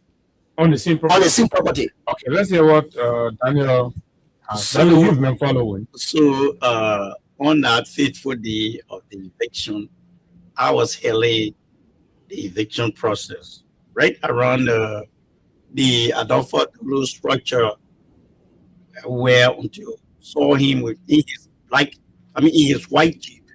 They say, "Oh, who you saw in his white jeep?" We saw Sir Joseph. We saw him in his white jeep. He landed, and then people say Sir Joseph is there. When he came out from the car, I saw him. I said, "Okay, thank God he's here." But the eviction will go ahead. He came and said, "Chairman, pay attention. Do you know me? I am Senator Sir Joseph from Maserati County, Senator." I said, "Yes, I know you." He said, "Can we talk? Please, I have structure on the lane here. So, and I happen to be the Senator of Maserati County. Still I have property here already. I want to intervene." So we said, "Okay, let's listen to what he will say." He took us from there. We came around my Barclay. We went to meeting. He quieted down. Even in his pricing, those guys were not resisting all. So at that point, what you thought, you felt it was a genuine intervention? Thank you, Abuda Kamilano. So when he arrived, the tension intensified. It was when those guys started to throw stones at the police and us. So, but we managed to put him under control in his pricing. We had like 5 minutes talk. I told him, I said, "This place is not conducive. Let's get out of here. This place look thirsty, security wise." So we drove. When we met Cree, we talked. And then he said he was going to intervene by calling the community on the table, because he have seen the document from the court It's genuine. The fight that referencing Gray's document. Thank you. He said this guy is the one. I get it land because by the document I see, we can't do anything. All we can do is to rebuy. Let's enter. Mr. Gray, did he say that? Yes, he had 2 meetings. Yeah. 2 with us and 2 with the people on the property, right? The illegal land buyer occupants. I mean, So, his colleagues. yes, Right? his colleagues. Yeah. So he went on the land because he got property there. The meeting was held there. He called the people and he told them outrightly. He said, look, I have seen this. I'm a senator, but this is above me. I cannot do anything about it. But what I advise is let us rebuy. I'm myself going to buy my property. I'm going to pay for it. So he said that more than 6 times to the people. Now, and he was factual by saying that because he had seen the document. He said, I saw the document, I saw the court ruling. So you thought he was being honest? Yes, for me, for that end. So he came back, and when he came for the second time, he came again. I asked him, I said, when are you going to pay my money? He said, oh, I will pay. I said, okay, but I'm trying to see what we can do. Up to now, he has not finished paying that money. Up till now, he started paying. He only gave $2,000. All of this is he had not paid since then. He just stopped. Okay, the 6,000 was the expenses. Yes, incurred. Yes, that's different from it. It's not the price of the land. Okay. It's not the cost of the land.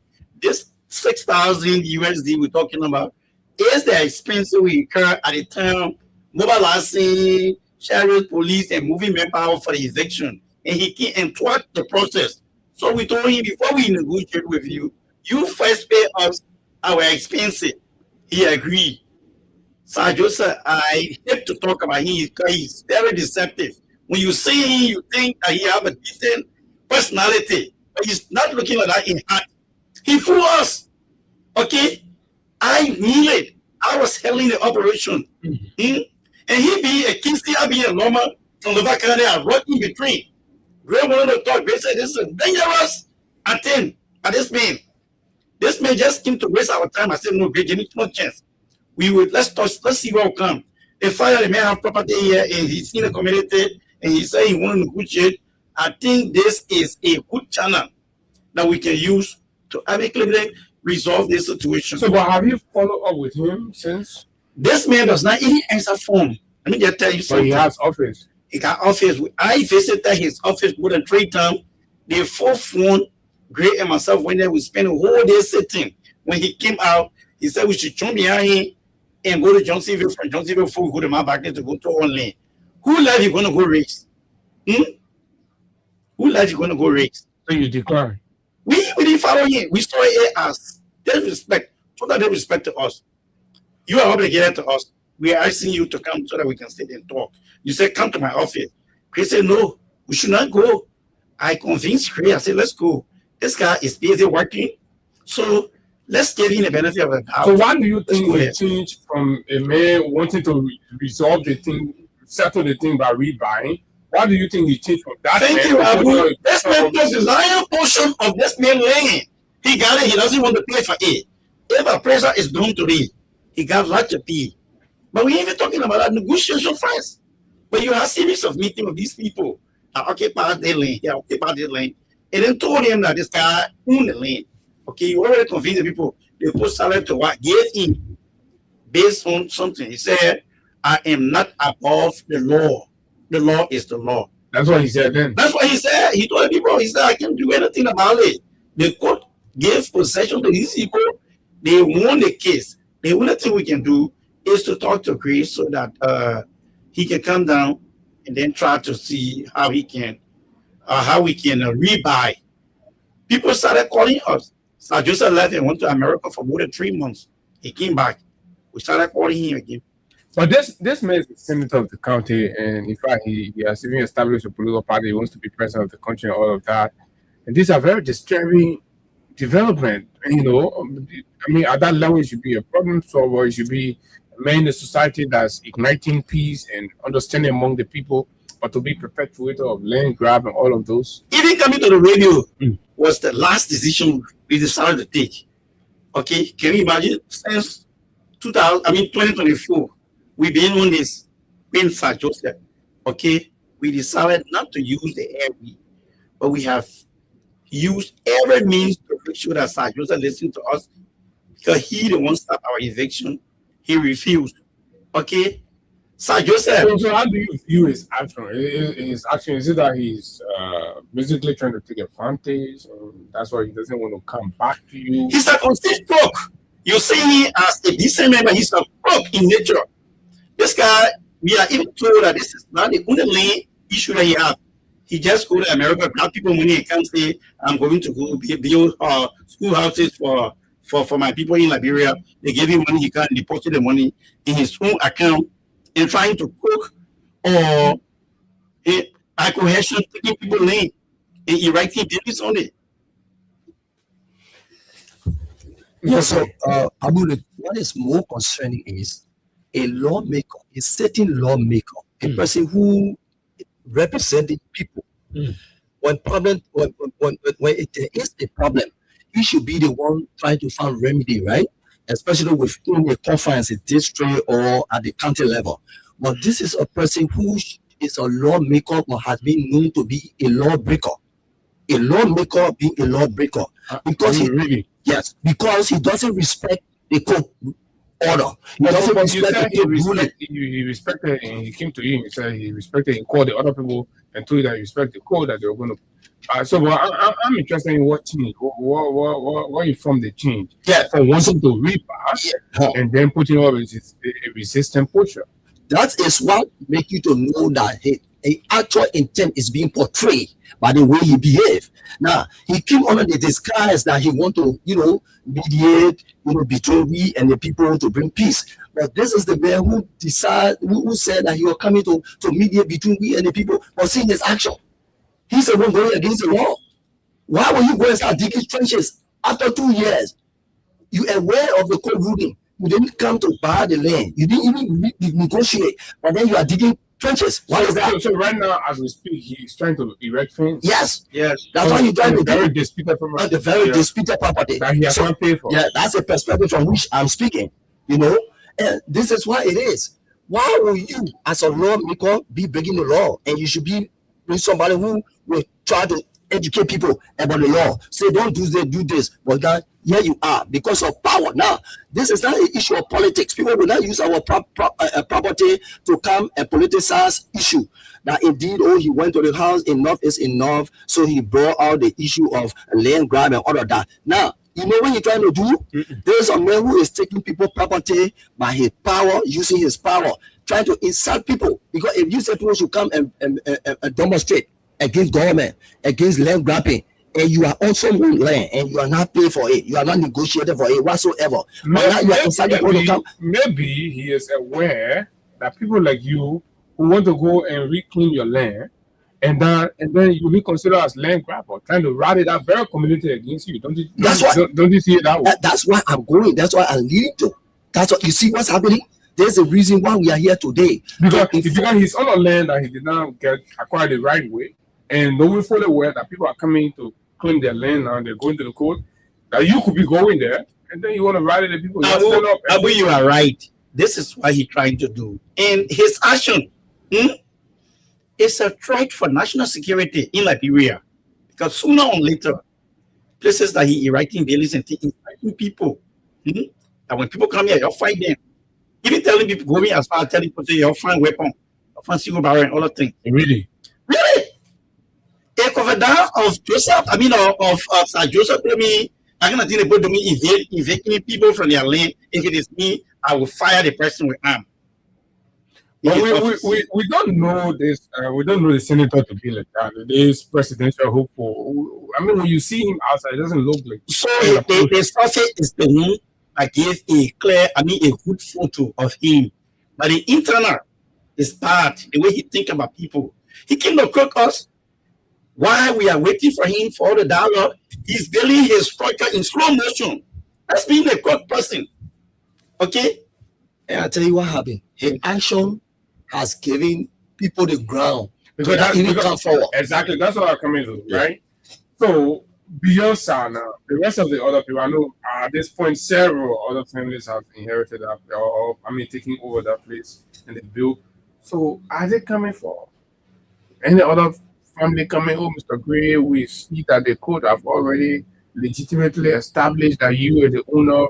So, and I've already put this here, like my good friend Clarence and other people, Lima, Bowie, a Nobel laureate, who understand that she'll be very committed to respecting the rule of law every time she's issuing opinions on these issues and all that. So, have any of them come forward? Maybe size using his political power and all that, but the rest of the other people to that extent, right? Yeah. Okay. So before Daniel comes in, let me just tell you, few people will come, right? They will call. They will go to the office of the lawyer, and then they say, okay, we'll come by. When they go, they don't come. So what I was saying before them is people looking at Sir Joseph, who came to intervene as a senator, a person who they're looking up to. The first thing that he deceived the people, because as I speak, there are discussion in the corridor that he came and he gave me $50,000 so that I can give him property. So they are seeing him as someone who are connived, I have connived with or connived with. They give him money. Where he haven't given me penny. And so what happened is this: the court, out of courtesy, because the court has already ruled. There's a document I will show you that the court wrote, the lawyer wrote, and the court invited Sir Joseph and Clara Jackson, Lima Bowie, Ire Cooper, on the day of the hearing of the discussion, Chima discussion. Sir Joseph did not show up. Sir Dr. Doro came earlier. Before that time, he said he took everything, he left. Karen Jackson did not come. Lima Bowie husband later and Ire Cooper, they came. They came, why we have to come to court if it's a land, we'll talk and this and that. So the lawyer told them that, no, this is the main property. We have been expecting you to come since. But since Sir Joseph is not here today, let us go. We found another time you can come to the office. Since then, they have not show up. Sir Joseph did not show up. So I told you that Sir Joseph is not a person who respects the rule of law. Told your lawmaker. I just want to emphasize that. Okay. Then you want to add? Yeah. So your own media colleague, Clarence Jackson, when Create told me about this issue of eviction and other things, because you guys are not strange people to Liberians who listen to radio. I rushed to Oki, and when I told him, I said, do you know about this thing? Is there any way that you guys can meet Create? Can you talk about it on your media? Educating your people about the law so they can go to Green to bring this into rights. He said, oh yeah, that's a good plan. It's a good plan. I went to Clarence House again on the same issue. He said, let me wait when other people are ready, then I will take action. I think he was there when I was 40. So he's still waiting for people. But Clarence, Sir Joseph, they should know the law. Okay? They read with clarity, comprehension. You know the law. You know what it means for somebody to go to court and a court gives them right to their property. Okay. No, he's not talking about that. Okay. Then I went to Lima Bowie house. I took no rates. I went and met Lima Bowie husband at their house. The house that he built situated on the land in my back there. I went there also. On the scene land is the building. I went there. We sat for more than 30 minutes. I was telling him that you guys got a good structure here. Y'all look for Cree and start talking about it before things get bad for you. He went to court. He won. But he will tell you, say, oh, we'll see you on this day. When they go back, they relax and say, we ain't going anywhere. Nothing Cree will do.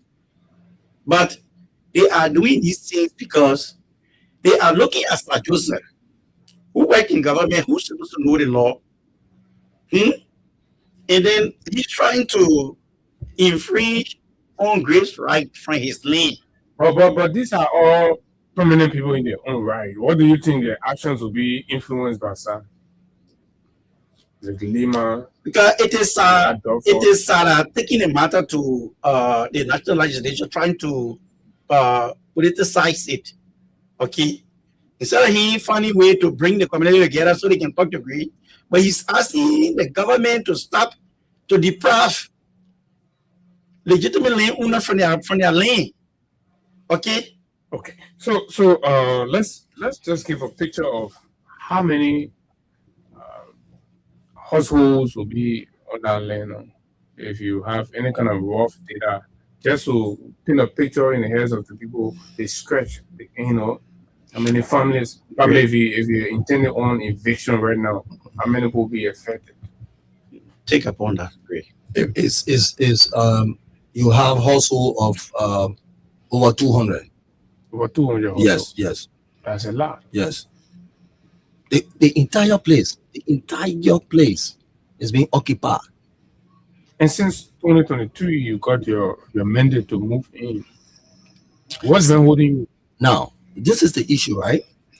This entire 12-year financial have been very intensive. Yes. Everything that I ever worked for, my family and I, we use it to make sure that the case come to an end. Now, at the end of the process, March 29, 2023, that was in December. I used to work as consultant with the Ministry of Justice as senior procurement specialist. So at the time, my family and I, we actually used to, take loan and do other things, use people money or all of that. And then we put it into the process. And by the grace of God, we came up victorious. Now at the end, we do not have that source of funding, right? So things begin a little bit, kind of strain. So at the same time, we started using people money, even as I speak. Our own bank, our own financial institution, even individual. These are the kind of constraints we are going through. Just for your own land? Yeah, for my own land. Over the years. Now, 3 years now, from March 29 to this March 29, 2022, 29, 3 years. Now, this is where Sir Joseph is not thinking, he doesn't know, he doesn't have time. That's why I use the word, he doesn't have empathy. That's why. And I tell you what, let me just put the information out there. Look, there's the Ecclesiastes 3:1 says there's time for everything. And I believe because there's time to born, there's time to die, and there's time to uproot, there's time to destroy. But I am saying this is the time and the time now that we're going to possess the property. So those who are there hiding under the canopy of Sir Joseph, thinking Sir Joseph is a senator, they're looking at him, they don't want to come and negotiate. I am saying because last year, November, September, we had a lot of publication. We did it on air. We informed them that we're going to do eviction. And the eviction that is pending is a mass unrestricted eviction. Whether you are senator, you are lawyer, whoever you are, the day we go there, we're going to use the law going to be enforced, we get possession. So I'm putting this out. Don't think that you are there because of Sir Joseph. This is a public notice to people yes, on the land that you are coming for mass eviction. I'm coming for mass unrestricted. That means we're not going to pick and choose in, the ordinary parlance. I will say that. We're not going to pick and choose. I mean, that's demolition we're talking about. Whatever it is, because the fact of the matter, we know the kind of position we are in. You can't go for 12 years, man. Spend everything you have. At the same time, you're going through financial. That's why they call it wisdom, even when water or damage. Because of the psychological, physical trauma that we went through. Financial problem I went through, the auto constraint, so in that wisdom. Now Man City jury came out with a verdict and the court endorsed it. And this is some of the things they don't know. Because before if you come for negotiation, you must pay the part of your portion of the damage. But you think Sir Joseph will sit down and allow you to do that action on that school he's building? The polytechnic? Look, I tell you what. No one is above the law. No one is above the law in this country. Be he senator, be a representative, no one's above the law. And I am saying, if he's hearing this as of today, as we are about to do eviction, I challenge him. I challenge any other person that will come.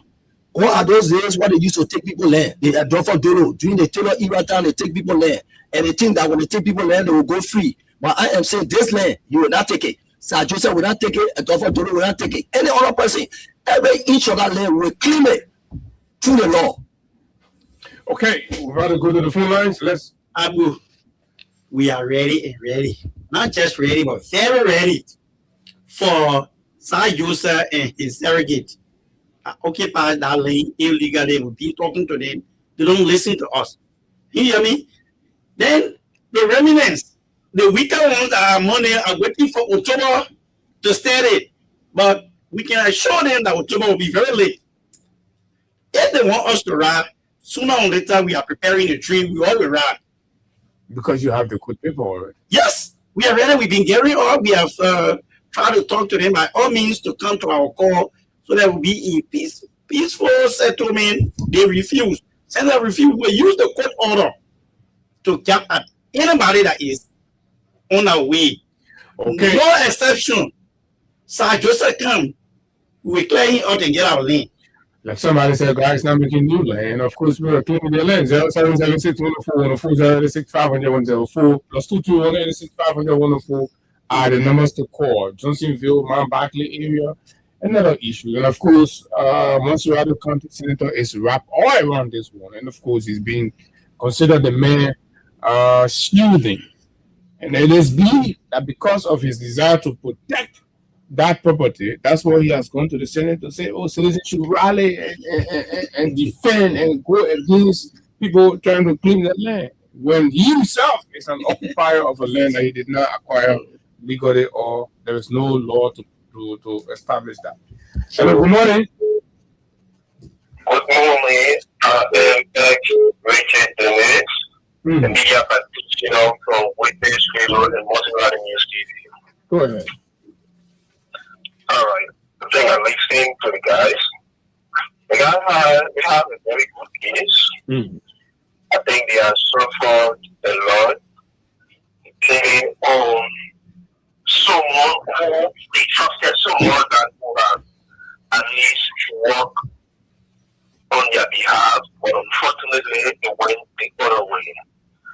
I like to say you guys have tried so much, but I think you guys will have to do whatever you can do again to go back to the court. If there is need for the court to give you people the capital of possession or terror eviction, once it is for the court to give you all such as your own neighbor, nothing you can carry on your eviction exercise. Okay, thank you very much. Thank you. Good morning.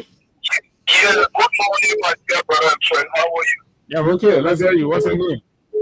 Yeah, thank you. This is the people's governor. We won't talk about this thing number 10 governor. That's so I call you from my comfort district to the world, the incoming lawmaker of our district. Go ahead. Yeah, my brother, let me say bravo to you and thank you so much for hosting this unique, intelligent appearance. Our brothers in the studio there. I just listening to them, my brother, they play a game back in a chair. I think, yes, can you imagine? Like, treating your friends like doing this week. And what is more scary and what is more that makes you so hard to feel high is that I'm coming to the senator for those friends generally somebody one people that will be respected. Not in the country, people when you on the video, the people force. No, but how was I just saying who won't be president? That's why he won't be president. Thank you very much. Let me take Bobby with you. Morning. Good morning, Abu. Good morning to your studio guest. Former head of the WASH Commission, right? Is that correct? Yes, former. You are very correct. Go on the ground, man. What's up? Good to hear from you. I'm on the ground. Sometimes when the line runs a long distance, stop to look back. It doesn't mean that it's tired. Okay. He's just admiring the distance he has covered. So sometimes we take a break, we reassess things, and well, no, this show impressed me this morning because I work directly with the honorable senator, and I think your guest information he put it out there, they are not factual. The senator has actually bought this land 3 different times. The last time was in the presence of the entire Gray family, with their lawyers and everybody. So he cannot come up here and start claiming land again and have been bought within the presence of his entire family with the lawyers. Okay, so let's say you're officially responding on behalf of the senator's office, right? Exactly. Like I told you, so directly with the senator. The senator is do you agree that Mr. Gray, when they went to do eviction, your boss, right, intervened and said you're going to resolve the matter? Is that information correct? That explanation is wrong. It's false. It's misleading. You see, people use politicians. But you're doing the job. I understand. But yes, you're denying entirely the senator made no intervention with the Gray family. Look, if intervention that is necessary to talk about here now is the latest payment for this land, which included a Gray family through the solicitor. The Griffin, I don't have the date before me to give you an exact date, but the Green, he's know what I'm talking about. He's aware what I'm talking about. He came back to deny that his brother didn't take him. Who represented the Green family in that arrangement? No, the Grey has they're in the presence of the Anthony, in the presence of all of them. Do you remember a name of a person or two that represented the Green family? What I'm trying to put forward, the basis I'm trying to lay here is to debunk some of the allegations. I'm driving, listening to the radio. I'm driving, listening to the radio, and you cannot let these things slide. When I settle down, I will be able to give you all of the facts, okay? I don't have those pieces of document before me. But I have to call and just put it in check so that you can come back to this particular story.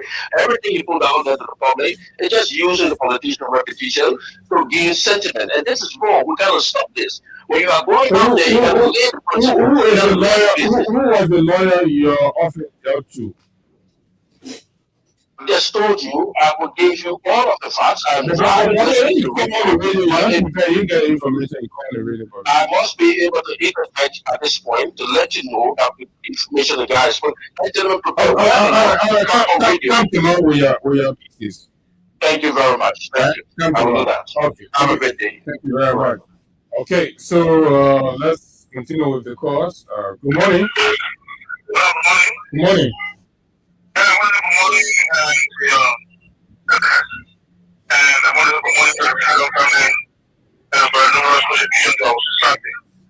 And it has just left the down for me. It shouldn't apply to things. That's the best that everybody can call the next people for your office and they say they're not bad at No,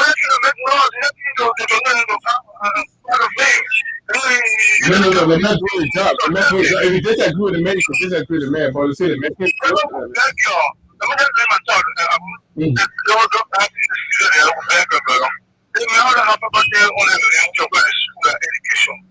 have the generation, we have the community, we have the women, and that GMG. That's a good thing. And property in Johnsonville. That's all good enough. What's wrong with us? So because at school, you only go to the property you get past because at school. Kanga, right? But thank you. Let me hold you right there. This is Uptown Pew. Uptown, let's hear you. Good morning. Good morning, Abu. Morning. Yeah, impacted with you guys, the student, the governments are going through the same thing. You know, one of the things I feel, right, is there's a war called precedent. You don't set the Liberia.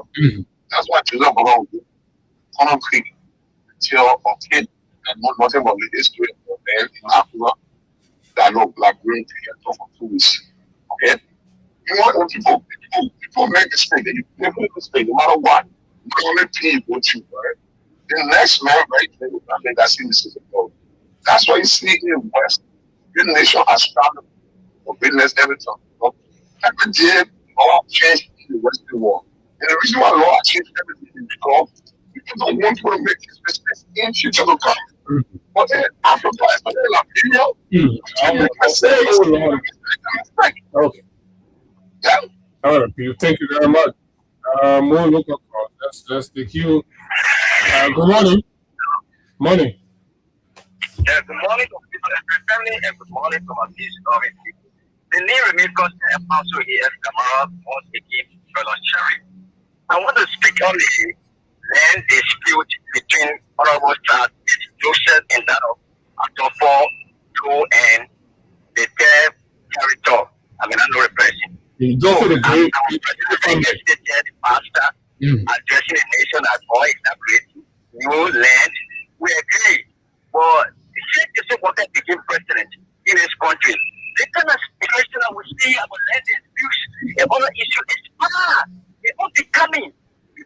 making people live by force before material in authority. It is bad. No one above this law. Okay, no one above the law. Thank you very much. Let's take 3 more calls and then we'll go back to our studio guests to wrap up right here. Tomorrow we could have, of course, Bobby right here. We will. Now you can. Good morning. Good morning, Abu. Morning. Interesting discussion this morning. My name is Austin. Yeah. Oh, Austin. What's up? Go ahead, bro. Yeah, okay. So there are a number of information that I wish I had the time to make. But the first point is this individual they have a strong case, an interesting one, but I think they need to shift the focus a bit from Sir Joseph to all the over 170 occupancy measure of that. You know, they will not be able to call all the names so they pick the prominent. Now on this side, because Adolfo Dolo, Dima Bowie, Clarence Jassy. But for the politics of it, so I always come on top because the public reaction. Obviously, so it doesn't give you a sentiment that he's probably trying to get at him or stuff. But I think I was strong case. I mean, the thing that the show I feel so disappointed in Senator Joseph because I don't know him to be that character. Exactly. I think he's supposed to be playing a role of solving problems, especially the ones that would around his investment in the community. But also, what's about Bobby Whitfield's brief intervention? What do you think about that? I want to close on Bobby Whitfield's intervention. I want to talk about Liman Bowie. Liman Bowie, and you made a very important intervention. Liman Bowie cannot have honor Sir Joseph in. Liman Bowie is a Nobel peace, all around peace, laureate. She is supposed to be the one taking the initiative to resolve this guy. This is a reputational issue. Liman Bowie is really a peace foundation on that property that you're talking about. So a property situated on a peace foundation that is catering to girls, breeding girls, young people into leadership cannot resolve an issue of such. It just speaks of the kind of low standard that our leaders set for themselves. Exactly. If they expect the younger generation to do better than them, but they are the ones really or nurturing young leaders. Bobby Wilson did not help the situation. One, he does not know the name of any member of the family that was represented in that meeting. Two, he does not know the amount that was paid. Three, he does not know the lawyer that represented the family. Four, he cannot even name anybody because Sir Joseph and him that were in that meeting. This is disappointing. He didn't add any plus, any discussion. And I'm not too sure Bobby Whitfield was in any gathering where Sir Joseph paid him to these people. I think he wanted to be political, or he wanted to be very on the radio this morning. So Sir Joseph can say, oh yeah, Bobby will be going to the TV. Okay. I think Bobby should be the funny chairman of Sir Joseph party or an executive of his party. So I think that's what he called. But I mean, you guys, we're in with you guys. Just saying, I also am a victim of this thing. Oh yeah. Somebody just non-structured. Wow. They cannot even activate or honor the court's invitation for a conference. And the court process to a school, maybe I want to ask them that. I keep hearing them, they have a good lawyer, all the other judges is still playing in all of this. I don't know what he's still all with this station you guys are telling with him. I just go to his law firm and all that. I don't know what he's still involved because he's still involved. I think he would have gotten somewhere at this time. So I don't know what the other judges is still involved because after the court ruling in 2023. Okay. All right, Austin, they will respond to that. Thank you very much. Your input was very meaningful. But gentlemen, we're going to hold a call. Our time is up. We're 2 minutes after 10. You listen to the callers, right? Let's start with you, and then Mr. Gray will close up. In 1 minute, you squeeze your response, right? So we want to be grateful to the Freedom family for giving us the space to air our view about this land issue. The phones are still ringing, though, but we gotta go. Between me and you, we are in this town. Sir Joseph, Clarence Jackson, Bowen, and the rest of the people. We may have some sympathy for some of the lay people down there, maybe for negotiation. We are not going to sit with these people to negotiate anything for now. The only thing we are I mean, the point of negotiation is over. It's over after 2 years. After 2 years, the only thing that we are pursuing is the will of the court. That's what we are pursuing. Okay? So they have us to contest with. Okay. Mr. Gray? Yes, so I would like to. And I'd like to ask you particularly, did any member of your family interacted on behalf of the family with Senator Sajus? His representative is saying that they paid for the land. Not at all. Not at all. Not at all, I repeat. Not with any member of your family? No, not at all. Is it true that at some point you claim that the brother who was paid to did not pay you, did not give you anything? Like I said, and I'm saying again, there's no time ever that Sir Joseph gave money to any member of my family. Is your family united on this matter? Oh yes. Oh yes. Oh yes. 100%. Yes. So those information were false? They were false. Of course, the first thing, let me just provide information. Okay. How can you go to pay for a piece of land? You call somebody from the other side that got land, different land, call the other person that got different land, and then you bring them together and get them money. You need to give somebody money who have legitimate right on the property. You didn't do that. You call somebody from G-Ground, you call somebody from Peterstown. Okay, then so, you come and get them money. The case he's talking about, it was given to Peterstown and G-Ground people. The money now, that's why he said when he went to discuss, I'm not saying they say, then he called me in the office of the lawyer, Councillor Taylor, Milton Taylor. Mm-hmm. He said when he went, he bought the land for, I know for the second time, but they won before he could build the structure that he built in, and the huge structure, he called the people together. So, for me, I kind of, I said, well, how can someone want to pay for land, call somebody from the other end, and give me the people who have the land? So, in that he took that land, I don't think he even paid anything for that land. Okay, lastly, we got to go. Okay, so let me leave with this, right? First thing, I want to extend my sincere, gratitude to this institution for giving us the time to come and put forward to the public what has been obtaining, those challenges we have been faced with. All right. And so Proverbs 29, verse 2, it says, when the righteous rule, the people rejoice. And when the wicked rule, the people groan.